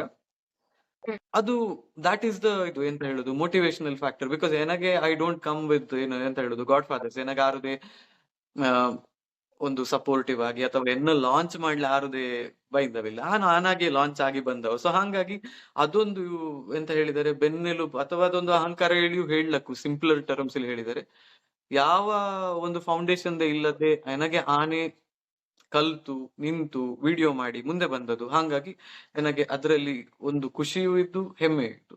ಅಂಡ್ ತಪ್ಪು ಎಲ್ಲರಿಂದಲೂ ಆಯ್ತು ಎನ್ನ ಕಂಟೆಂಟ್ ಕೆಲವೊಂದರಿ ಈಗ ಈಗ ಈಗ ಫಾರ್ ಎಕ್ಸಾಂಪಲ್ ಇಂದು ನಾನು ಈಗ ಹೋಗಿ ವಾಪಸ್ ಎನ್ನ ಹಳೆಯ ವಿಡಿಯೋ ದಿನ ನೋಡಿದರೆ ಅಲ್ಲಿ ಎನ್ನ ಅಂಡರ್ಸ್ಟ್ಯಾಂಡಿಂಗ್ ಇಲ್ಲಿ ಮಿಸ್ಟೇಕ್ ಇಪ್ಪದು ಚಾನ್ಸಸ್ ಇದ್ದು. ಅಂಡ್ ನಾನು ಹೇಳಿಪ್ಪ ವಿಷಯ ಕೆಲವರು ಜನಾಂಗಕ್ಕೆ ಕ್ಲಿಯರ್ ಆಗಿ ಅರ್ಥ ಆಗಿದ್ದೆ, ಅವು ಮಿಸ್ಅಂಡರ್ಸ್ಟ್ಯಾಂಡ್ ಮಾಡಿಕೊಂಡು ಅದರ ಮೇಲೆ ಇನ್ನೊಂದು ರೀತಿಯ ಕಮೆಂಟ್ ಹೇಳಿದರೆ, hmm not bad people commenting bad things, good people commenting bad things ಹೇಳಿದರೆ ಇದು ನನಗೆ ಅರ್ಥ ಆಗಿಲ್ಲ ಅಥವಾ ನೀನ್ ಹೇಳಿದ್ದೆ ನನಗೆ ಅರ್ಥ ಆಗಿಲ್ಲ ಹೇಳುವಂಗಿಪ್ಪ ವಿಷಯ ಬಂದಿಪ್ಪಾಗ see finally end of the day ನಾವು ಕಂಟೆಂಟ್ ಕ್ರಿಯೇಟರ್ಸ್ ಆಗಿ ಎಂತ ಅರ್ಥ ಮಾಡಿಕೊಳ್ಳಿಕ್ಕೆ ಹೇಳಿದರೆ, ಆನು ಕಂಟೆಂಟ್ ಮಾಡಿದರೆ ಬೇರೆ ಕಡೆಯಿಂದ ಅವಕ್ಕೆ ಕಂಟೆಂಟ್ ಸಿಕ್ಕುತ್ತು, ಎನಗೋಸ್ಕರ ಆರು ಕಾದುಕೊಂಡಿಲ್ಲ ಹೇಳಿದರೆ. ಈಗ ನಾನು ಎನ್ನ ಫಿನಾನ್ಸ್ ವಿಡಿಯೋಸ್ ನ ಸ್ಟಾಪ್ ಮಾಡಿದ್ದು ಹೇಳಿದರೆ ಕಾರಣಾಂತರಗಳಿಂದ ಸ್ಟಾಪ್ ಆಗಿ ಆಲ್ಮೋಸ್ಟ್ ಮೇ ಮೇ 27ಕ್ಕೆ ಮೇ 27ರಿಂದ ನಂತರ ನಾನು ವಿಡಿಯೋಸ್ ಮಾಡಿದ್ದಿಲ್ಲ. ಫಿನಾನ್ಸ್ ಇಂದು ಜಗತ್ತು ನಿಂದಿದಿಲ್ಲ, ಇನ್ವೆಸ್ಟ್ಮೆಂಟ್ಸ್ ನಿಂದಿದಿಲ್ಲ, ಇನ್ವೆಸ್ಟ್ ಮಾಡುವುದೇ ನಿಂದಿದವಿಲ್ಲ. So you need to understand that. ಎಂತ ಹೇಳಿದರೆ ಅಜ್ಜಿ ಅಗಿಸ್ಟಿಕೆಯ ಕಥೆಯ ಸೇಮ್ ಸ್ಟೋರಿ, ನಾವು ಕಂಟೆಂಟ್ ಮಾಡದರೆ ಎಂತದು ಸ್ಟಾಪ್ ಆಗುತ್ತಿಲ್ಲ, ಆರು ನಮ್ಮ ಮೇಲೆ ಡಿಪೆಂಡೆಂಟ್ ಆಗಿ ಇಲ್ಲ. ಸೊ ಹಾಗಾಗಿ ಈಗ ಆರೋ ನಮ್ಮ ಕಂಟೆಂಟಿನ ನೋಡ್ತಾ ಇದ್ದವು ಹೇಳಿದರೆ that is a responsibility on us. ನಾವು ಅದಕ್ಕೋಸ್ಕರ ವರ್ಕ್ ಮಾಡಬೇಕು, ಅಂಡರ್ಸ್ಟ್ಯಾಂಡ್ ಮಾಡಿಕೊಳ್ಳಿಕ್ಕು. ವಿಡಿಯೋ ಮಾಡುದು ನಾನು ವಿಡಿಯೋ ಮಾಡ್ತೆ ಸುಮ್ಮನೆ ಜನ ನೋಡ್ತಾವು ಹೇಳಿಕೊಂಡು ಮಾಡುವಂಗಿಲ್ಲ. ನಮ್ಮ ರೆಸ್ಪಾನ್ಸಿಬಿಲಿಟಿ ಇಪ್ಪ ಕಾರಣ ರಿಸರ್ಚ್ ಸರಿಯಾಗಿ ಮಾಡಿ, ಆ ರಿಸರ್ಚಿನ ಒಂದ್ 2-3 ಕಡೆ ಮತ್ತೆ ಹುಡುಕಿ, ಈಗ ಅದೇ ಮತ್ತೆ AI ಇದ್ದು AI ಇಲ್ಲಿ ಕ್ವೆಶ್ಚನ್ಸ್ ಕೇಳಿ ಅದರಿಂದ ಬಪ್ಪ ಉತ್ತರವ ನೋಡಿಕೊಂಡು ಬೇರೆವು ಮಾಡಿಪ್ಪ ವಿಡಿಯೋಸ್ ಇದ್ದಾರೆ ಅದರ ನೋಡಿ ನಾನು ಹೇಳ್ತಾ ಇಪ್ಪದೇ ಯಾವುದೇ ಹೇಳ್ತಾ ಇದ್ದವ ಹೇಳಿ ಅರ್ಥ ಮಾಡಿಕೊಂಡು ವಿಡಿಯೋ ಮಾಡಿದರೆ ತಪ್ಪಪ್ಪದು ಕಮ್ಮಿ ಆಗುತ್ತು. ಅಂಡ್ ತಪ್ಪಾಯ್ದು ಹೇಳಿದರೆ ಅದ್ರ ಒಪ್ಪಿಕೊಂಡು ಮುಂದೆ ಹೋಗೋದ್ರಲ್ಲಿ ಎಂತ ಸಣ್ಣತನ ಅಥವಾ ದೊಡ್ಡತನ ಇಲ್ಲ. So I do that. Okay. ಈಗ ಅದೇ ನಾವು ಸ್ಟಾಕ್ಸ್ ಬಗ್ಗೆ FD ಬಗ್ಗೆ ಮಾತಾಡಿದ್ಯಾ. ಈಗ ಕರೆಂಟ್ಲಿ ಎನಗೆ ಗೊಂತಿಪ್ಪ ಹಾಗೆ gold plus silver investment high ಆಗ್ತಾ ಇತ್ತು. ಸೊ ಗೋಲ್ಡ್ ಖಂಡಿತ ಮೊದಲಿಂದಲೂ ನಾವು ಭಾರತೀಯರು ಗೋಲ್ಡ್ ಜಾಸ್ತಿ ತೆಗೆದು ಮಾಡಿಕೊಳ್ತು. ಈಗ ನಾನು ನೋಡಿದ ಹಾಗೆ ಸದ್ಯದಲ್ಲಿ ಸಿಲ್ವರ್ ಇನ್ವೆಸ್ಟ್ಮೆಂಟ್ ತುಂಬಾ ಆಗ್ತಾ ಇತ್ತು. ಸೊ ಇದ್ರ ಬಗ್ಗೆ ನಿಗಳ ಒಪಿನಿಯನ್ ಎಂತ? ಆಕ್ಚುಲಿ ನಾನು ಇದ್ರ ಬಗ್ಗೆ ಒಂದು ಆರ್ಟಿಕಲ್ ಬರೆಯಬೇಕು ಈಗ ಒಂದು ನೆಕ್ಸ್ಟ್ ವೀಕ್ ಪ್ರೊಬ್ಯಾಬ್ಲಿ ಒಂದು ಮಾಸಪತ್ರಿಕೆ ಅದು ವಾರಪತ್ರಿಕೆಯಲ್ಲಿ ಒಂದು ಇದು ಅದರ ಬಗ್ಗೆ ಒಂದು ಆರ್ಟಿಕಲ್ ಇದ್ದು. ಸೊ ಇದಕ್ಕೆ ಯೂಶುವಲಿ ಅಂತ ಹೇಳಿದರೆ ಕಮಾಡಿಟಿ ಸೂಪರ್ ಸೈಕಲ್ಸ್ ಹೇಳಿ ಹೇಳ್ತೀವಿ. ಯೂಶುವಲಿ ಸ್ಟಾಕ್ ಮಾರ್ಕೆಟ್ ಆಗಲಿ, ಗೋಲ್ಡ್ ಇನ್ವೆಸ್ಟ್ಮೆಂಟ್ಸ್ ಆಗಲಿ, ಅಥವಾ ಯಾವುದೇ ರೀತಿಯ ಈ ನಾನ್ ಫಿಕ್ಸ್ಡ್ ರಿಟರ್ನ್ ಬರುವಂತಹ ಇನ್ವೆಸ್ಟ್ಮೆಂಟ್ಸ್ ಹೇಳಿದರೆ, ಈಗ FD ಆದರೆ ಫಿಕ್ಸ್ಡ್ ರಿಟರ್ನ್ಸ್ ಬಂತು, ನಾನ್ ಫಿಕ್ಸ್ಡ್ ರಿಟರ್ನ್ಸ್ ಹೇಳಿದರೆ ಉಳಿದದ್ದೆಲ್ಲ ಅದೆಲ್ಲ ಹೆಂಗಿರೋದು ಹೇಳಿದರೆ ಇಷ್ಟು ರಿಟರ್ನ್ಸ್ ಬತ್ತು ಹೇಳಿ ಸ್ಪೆಸಿಫೈಡ್ ಆಗಿ ಹೇಳಿ ಹಿಡಿತಿಲ್ಲ. ಸೊ ಹಾಗಿರುವಾಗ ಯೂಶುವಲಿ ಅದೇ ಕಮಾಡಿಟಿ ಸೂಪರ್ ಸೈಕಲ್ ಹೇಳಿದರೆ ಒಂದೊಂದು ರೀಸನ್ ನಿಂದಾಗಿ ಒಂದೊಂದು ಸ್ಟಾಕ್ ಅಥವಾ ಮ್ಯೂಚುವಲ್ ಫಂಡ್ ಆಗಲಿ ಅಥವಾ ಗೋಲ್ಡ್ ಆಗಲಿ ಸಿಲ್ವರ್ ಆಗಲಿ ಮೇಲೆ ಹೋಗೋದು. ಈಗ ಇದಕ್ಕೆಲ್ಲ ಟ್ರಿಗರ್ ಗೋಲ್ಡ್ ಮತ್ತೆ ಸಿಲ್ವರ್ ಹಿಂಗೆ ಟ್ರಿಗರ್ ಅಂತ ಹೇಳಿ ಕೇಳಿದರೆ ಬೇರೆ ಬೇರೆ ರೀಸನ್ ಹೇಳ್ತವೆ. ಎನ್ನ ಪ್ರಕಾರ ಅದಕ್ಕೆ ಟ್ರಿಗರ್ ಇಪ್ಪಂತಹದ್ದು ರಷ್ಯಾ ಉಕ್ರೇನ್ ವಾರ್ ಒಂದು. ಆ ಟೈಮಲ್ಲಿ ಅಮೆರಿಕ ಮತ್ತು ಯುರೋಪ್ ರಷ್ಯಾವ ನೋಡಿಕೊಂಡ ರೀತಿ ಹೇಳಿದರೆ ರಷ್ಯಾದ ಮೇಲೆ ಸ್ಯಾಂಕ್ಷನ್ಸ್ ಹಾಕುತ್ತೆ ಹೇಳಿ ಹೋದವು, ಅದೆಲ್ಲ ಮಾಡಿದವು. ಅದು it is a big story in itself. ಅದರ ಎಕ್ಸ್ಪ್ಲೈನ್ ಮಾಡಿದ್ರೆ ಇನ್ನೊಂದು 3/4 ಗಂಟೆ ಅದಕ್ಕೆ ಹೋಯ್ತು. But that was the trigger. ಎಂತ ಆಯ್ತು ಹೇಳಿದರೆ ಜನಾಂಗಕ್ಕೆ ಅಥವಾ ನೇಷನ್ಸ್ ಬೇರೆ ಬೇರೆ ದೇಶಂಗಕ್ಕೆ ನಾವು US$ ಇಲ್ಲಿ ಪೈಸೆ ಮಾಡಿಕೊಂಡ್ರೆ ಅಥವಾ ಯೂರೋಸ್ ಇಲ್ಲಿ ಪೈಸೆ ಮಾಡಿಕೊಂಡ್ರೆ ಯಾವ ಟೈಮಲ್ಲಿ ಬೇಕಾದ್ರೂ US ಅಥವಾ ಯುರೋಪ್ ನಮ್ಮ ಮೇಲೆ ಕಂಟ್ರೋಲ್ ಮಾಡ್ಲಕ್ಕೂ ಹೇಳುವ ಆಲೋಚನೆ ಬಂತು. ಆ ಕಾರಣದಿಂದ ಅವೆಲ್ಲ ಎಂತ ಮಾಡಿದವು ಹೇಳಿದರೆ ಗೋಲ್ಡಿನ ಇನ್ವೆಸ್ಟ್ಮೆಂಟ್ ಕಡೆಗೆ ಅವು ಮೂವ್ ಅಪ್ ಸ್ಟಾರ್ಟ್ ಆದವು. ಈಗ ನಿಂಗೋ ಪರ್ಚೇಸ್ ಮಾಡುವ gold is very pennies. When compared hmm to RBI ಅಥವಾ ಚೈನೀಸ್ ಸೆಂಟ್ರಲ್ ಬ್ಯಾಂಕ್ ಅಥವಾ ಬೇರೆ ಕಂಟ್ರಿಗೋ ಸೆಂಟ್ರಲ್ ಬ್ಯಾಂಕ್ಸ್ ಎಷ್ಟು ಗೋಲ್ಡ್ ಪರ್ಚೇಸ್ ಮಾಡ್ಲಿ ಹಿಡಿತು ಹೇಳುದು, ಅದು ಇಟ್ ಈಸ್ ಹ್ಯೂಜ್. ಅವು ಟನ್ ಗಟ್ಲೆ ಚಿನ್ನವ ಖರೀದಿ ಮಾಡ್ತಾವ್. ಆ ಹ್ಮ್ ಕಾರಣದಿಂದ ಹ್ಮ್ ಚಿನ್ನ ಮತ್ತೆ ಬೆಳ್ಳಿ, ಈಗ ಚಿನ್ನ ಮೂವ್ ಆತು, ಚಿನ್ನ ಆದ ಹ್ಮ್ ಮತ್ತೆ ನೆಕ್ಸ್ಟ್ ಪ್ರಿಷಿಯಸ್ ಮೆಟಲ್ ಯಾವ್ದು ಹೇಳಿ ಕೇಳಿದರೆ ಬೆಳ್ಳಿ, ಅದರ ಹ್ಮ್ ನೆಕ್ಸ್ಟ್ ಯಾವ್ದು ಹ್ಮ್ ಹೇಳಿ ನೀವು ಕೇಳಿದರೆ ಕಾಪರ್. ಕಾಪರ್ ಎಂದು ಇನ್ನುದೇ ಆ ಹ್ಮ್ ಹಬ್ಬು ಬೈದಿಲ್ಲ, ಬಟ್ ಇನ್ ಫ್ಯೂಚರ್ ಅದುದೇ ಹ್ಮ್ ಬತ್ತು. ಸೊ ಹ್ಮ್ ಹಾಗಾಗಿ ಆ ಇದು this is the thing. So okay but ಅದೇ ಮತ್ತೆ ಅಂತ ಹೇಳಿದರೆ ಈ ಪಾಯಿಂಟ್ ಆಫ್ ಟೈಮ್ ಅಲ್ಲಿ ನಿಮ್ಗೆ ಇನ್ವೆಸ್ಟ್ ಮಾಡ್ಲಿ ಎರಡು ಎಕ್ಕ ಹೇಳಿ ಕೇಳಿದರೆ, ಮುಂಚೆಯಿಂದ SIP ರೀತಿಯಲ್ಲಿ ಗೋಲ್ಡ್ ಅಥವಾ ಸಿಲ್ವರ್ ಇನ್ವೆಸ್ಟ್ ಮಾಡಿದ್ದಾರೆ ಹೇಳಿದರೆ ಸಿಲ್ವರ್ ಬೀಸ್ ಹ್ಮ್ ಗೋಲ್ಡ್ ಬೀಸ್ ಹೇಳಿ ಬತ್ತು, ಅದರಲ್ಲೆಲ್ಲ ಇನ್ವೆಸ್ಟ್ಮೆಂಟ್ ಹ್ಮ್ ಮಾಡಿದರೆ ಕಂಟಿನ್ಯೂ ಮಾಡುದು ದಟ್ ಇಸ್ ಬೆಟರ್. ಬಟ್ ಈಗ ಹ್ಮ್ ನೀವು ಸ್ಟಾರ್ಟ್ ಮಾಡ್ತಾ ಇದ್ದಿ ಹೇಳಿದರೆ not the right time to start, because already hmm ತುಂಬಾ ಮೇಲೆ ಇತ್ತು. ಈಗ ನಿಂಗೆ ಖರೀದಿ ಮಾಡಿ ಅಲ್ಲಿಂದ ಮತ್ತೆ ಪ್ರೈಸ್ ಕೆಳ ಬಂತು ಹೇಳಿದರೆ ಮತ್ತೆ ನಿಂಗೆ ನೆಗೆಟಿವ್ ಕಮೆಂಟ್ಸ್ ಹಾಕಲು ಏನೋ ಇದಕ್ಕೆ ಕಮೆಂಟ್ ಸೆಕ್ಷನ್ ನಿಂಗೆ ಬತ್ತಿ. Correct so not the right correct thing to do right ನಾವು. ಓಕೆ ಎಸ್ ಅಣ್ಣ ಎಂತ ಹೇಳ್ರೆ ಈಗ ಇಷ್ಟು ಹೊತ್ತು ನಾವು ಮಾತಾಡಿ ಆಯ್ತು. ಖಂಡಿತ ಸಮಯ ಹೇಳುದು ನಿಲ್ತಿಲ್ಲ, ಸುಮಾರು ಹೊತ್ತು ತಕೊಳ್ತು. ಹಾಗೆ ನನಗೆ ಆ ಖಂಡಿತ ಮೊದಲೇ ಅನ್ಸಿದ್ದು ಹೇಳ್ರೆ ನಾವೇ ಹಿಂಗೆ ಮಾತಾಡುದ್ರಲ್ಲಿ ಅವಕ್ಕೆಪ್ಪ ಕ್ವಶನ್ಸ್ ಇದ್ದರೆ ಖಾಲಿ ಕಮೆಂಟ್ಸ್ ನ ಮೂಲಕ ತಿಳಿಸಲಿ ಇಡಿಗೂಡಿ. ಹಿಂಗಾದ ಕಾರಣ ಈ ಒಂದು ಇಂಟರ್ವ್ಯೂ ಪಾರ್ಟ್ 2 ಹೇಳ್ರೆ ಇವರ ಕ್ವಶನ್ಸ್ ನ ಕಮೆಂಟ್ ಮೂಲಕ ಕೇಳಿ ಅದಕ್ಕೆ ಆನ್ಸರ್ ಮಾಡುವಂತಹ ಇನ್ನೊಂದು ಪಾರ್ಟ್ 2 ವಿಡಿಯೋ ಮಾಡುವನಾ ಹೇಳಿ ಈ ಮೂಲಕ ನಿಂಗಳ ಕನ್ಫರ್ಮೇಶನ್ ತೆಕ್ಕೊಳ್ತಾ ಇದ್ದೆ. ಖಂಡಿತ ಖಂಡಿತ ಆ, ಮಾಡುವ. ಅದೇ ಓಕೆ ಯಾರಿಗೆ ನಿಂಗ್ ಡೌಟ್ಸ್ ಇದ್ದರುದೆ ಎಂತಾರು ಕ್ವೆಶನ್ಸ್ ಹ್ಮ್, ಇದ್ದಾರೆ ಅಥವಾ ಹ್ಮ್, ನಾವಿಲ್ಲಿ ಕವರ್ ಮಾಡಕ್ಕೂ ಹೇಳಿಪ್ಪಂಗ್ ಇಪ್ಪ ಟಾಪಿಕ್ ಅವಕ್ಕೆ ಇದ್ದಾರೆ ಹೇಳಿದರೆ ನಾವು ನಮ್ಮ ಒಂದು ವೇವ್ ಲೆಂತ್ ಇಲ್ಲಿ ನಮ್ಮ ಒಂದು ಪಾಯಿಂಟ್ ಆಫ್ ವ್ಯೂ ಅಲ್ಲಿ ಮಾತಾಡಿಕೊಂಡಿರುತ್ತು. ಬಟ್ ಹ್ಮ್. ಇನ್ನು ಜನರಲ್ ಇನ್ನೂ ಹೆಚ್ಚಿನ ಇನ್ಫಾರ್ಮೇಶನ್ ಬೇಕು ಅಥವಾ ಒಂದು ಸ್ಪೆಸಿಫಿಕ್ ಇನ್ಫಾರ್ಮೇಶನ್ ಹೆಚ್ಚು ಬೇಕು ಹೇಳುವಂಗಿಪ್ಪದು ಎಂತದೇ ಇದ್ದರೂ ಕಮೆಂಟ್ ಮಾಡಿ ಹೇಳಿದರೆ ಅದರ ಬಗ್ಗೆ ನಮಗೆ ಕವರ್ ಮಾಡ್ಲಿ ಹಿಡಿಗು. ಸೊ ಹಾಗಾಗಿ ಅದು ಬೆಟರ್ ಮಾಡುವ ಓಕೆ ಹಂಗೆ. ಓಕೆ ಇಂದ್ರನ ವಿಡಿಯೋ ಕನ್ಕ್ಲೂಡ್ ಮಾಡುವಂತ ಮೊದಲು ಒಂದು ಲಾಸ್ಟ್ ನಿಂಗ ಈಗ ಸದ್ಯಕ್ಕೆ ಇಷ್ಟರವರೆಗೆ ನೋಡಿದ ಲೈಫಿನ ನಿಂಗ ಒಂದು ಎಂತ ಹೇಳುದು ಇನ್ನೊಬ್ಬಂಗ ಒಂದು ಎಂತಾದ್ರೂ ಮೆಸೇಜ್ ತಿಳಿಸುತ್ತೆ ಹೇಳಿ ಆದರೆ ಯಾವುದೇ ಅಕ್ಕು ನಿಂಗಳ ಎಜುಕೇಶನ್ ಬ್ಯಾಕ್ ಗ್ರೌಂಡ್ ಅಕ್ಕು ಅಥವಾ ಯಾವುದೇ ರೀತಿಯ ಬ್ಯಾಕ್ ಗ್ರೌಂಡ್ ಎಲ್ಲಾದರೂ ಅಕ್ಕು ನಿಂಗಳ ಒಂದು ಅನಿಸಿಕೆ ಅಥವಾ ಒಂದು ಅಡ್ವೈಸ್ ಎಂತ ಹೇಳ್ತಿ? ತುಂಬಾ ಹೆವಿ ಕ್ವೆಶ್ಚನ್. ಒಂದು 6 ತಿಂಗಳ ಮುಂಚೆ ಇದೇ ಕ್ವೆಶ್ಚನ್ ಕೇಳುತ್ತಿದ್ದರೆ ನಾನು ಉತ್ತರ ಎಂತ ಕೊಡ್ತಿದ್ದೆ ಹೇಳಿದರೆ ಪ್ರೊಬ್ಯಾಬ್ಲಿ ಆಗ ಉತ್ತರ ಹೆಂಗಿರ್ತಿತ್ತು ಹೇಳಿದರೆ ಆ ನಮ್ಮ ಲೆಗಸಿ ಹೇಳುವಂತದ್ದು ಅಥವಾ ನಮ್ಮ ನಂತರ ನಾವು ಬಿಟ್ಟು ಹೋಪಾಂಗಿಪ್ಪಕ್ಕ ಅದರಲ್ಲಿ money plays a very important role ಹೇಳಿ ನಾನು ಹೇಳಿಕೊಂಡಿದ್ದೆ. Hmm money plays a very important role ಹೇಳಿದರೆ ಒಂದು ಪಾಯಿಂಟ್ ಇಲ್ಲಿ ಹೆಂಗಿತ್ತು ಏನಾಗಿ ಹೇಳಿದರೆ ನಾನು ಎನ್ನ ಬೇರೆ ಶಾರ್ಟ್ ಟರ್ಮ್ ಡ್ರೀಮ್ಸ್ ಹ್ಮ್ ಸಂಪೂರ್ಣವಾಗಿ ಬದಿಗೆ ಒತ್ತಿ ಒಂದು 5 ವರ್ಷ ಆದ ಮತ್ತೆ ನಾನು ಬೇಕಿದ್ದರೆ ಅದರೆಲ್ಲ ಮಾಡ್ಲಿಡಿಗು ಈಗ ಇದರ ಮಾಡಕ್ಕೂ ಹೇಳುವಂಗೆ ಪಾಯಿಂಟ್ ಆಫ್ ವ್ಯೂ ಇಲ್ಲಿದ್ದವ ನಾನು. ಹ್ಮ್ ಎನ್ನ ಕ್ವೈಟ್ ಅಪೋಸಿಟ್ ಎನ್ನ ಹೆಂಡತಿ ಇದ್ದದ ಅಪೂರ್ವ. ಹ್ಮ್ ಅದು ಹೇಗೆ ಹ್ಮ್ ಹೇಳಿದರೆ ನಾವು ಒಂದು ಪಾರ್ಟ್ ಹೇಳಿದರೆ ಎಂಗಳ ಇಬ್ಬರದ್ದುದೇ ಹೆಂಗಿತ್ತು ಹೇಳಿದರೆ first or second of every month ಎಂಗಳ SIPs ಎಲ್ಲ ಡಿಡಕ್ಟ್ ಆಗ್ತಿತ್ತು, ಇನ್ವೆಸ್ಟ್ಮೆಂಟ್ಸ್ ಹ್ಮ್ ಆಗ್ತಾ ಇತ್ತು, ಮತ್ತೆ ಉಳಿಯುವ ಹ್ಮ್ ಪೈಸೆ ಎಂತ ಇದ್ದದ್ದು ಎಂಗಳ ಅಕೌಂಟ್ ಅಲ್ಲಿ ಉಳಿತಾ ಇದ್ದದ್ದು. ಹ್ಮ್ ಅದರಲ್ಲೂ ಏನಾಗೆ ಅಂತ ಹೇಳಿದ್ರೆ ಇಷ್ಟಿದ್ದಲ್ಲ ಇದರ ತೆಗೆದು ಇನ್ನೊಂದು ಎಲ್ಲಿಯಾರು ಇನ್ವೆಸ್ಟ್ ಮಾಡುವ ಹೇಳುವ ಮೆಂಟಾಲಿಟಿ ಇಲ್ಲಿ ಆನ್ ಇದ್ದದ್ದು. ಆದ್ರೆ ಅದು ಹ್ಮ್ ಹಂಗಲ್ಲ, ನನಗೆ ಅಲ್ಲಿ ಹೋಗ್ಬೇಕು, ಆ ಜಾಗೆಯ ನೋಡ್ಬೇಕು, ಈ ಜಾಗೆಯ ನೋಡ್ಬೇಕು. ಸಿ ಗೊತ್ತಿಲ್ಲ ಇದರ ಇಲ್ಲಿ ಹೇಳಕ್ಕ ಈ ಪ್ಲಾಟ್ಫಾರ್ಮ್ ಇಲ್ಲಿ ಹೇಳಿ, ಬಟ್ ಅದು ಹೆಂಗೆ ಖಂಡಿತ ಹೇಳಿದ್ರೆ ಹೇಳ. ಅದಕ್ಕೆ ದೇಶ ಪ್ರೇಮ ಹೆಚ್ಚಿತ್ತು, ಮತ್ತೆ ನಮ್ಮ ಸಂಸ್ಕೃತಿ, ನಮ್ಮ ಧರ್ಮ, ನಮ್ಮ ಸನಾತನ ಪದ್ಧತಿಗಳ ಬಗ್ಗೆ ತುಂಬಾ ಅದಕ್ಕೆ ಆಸೆ ಆಸಕ್ತಿ ಎಲ್ಲ ಇತ್ತು.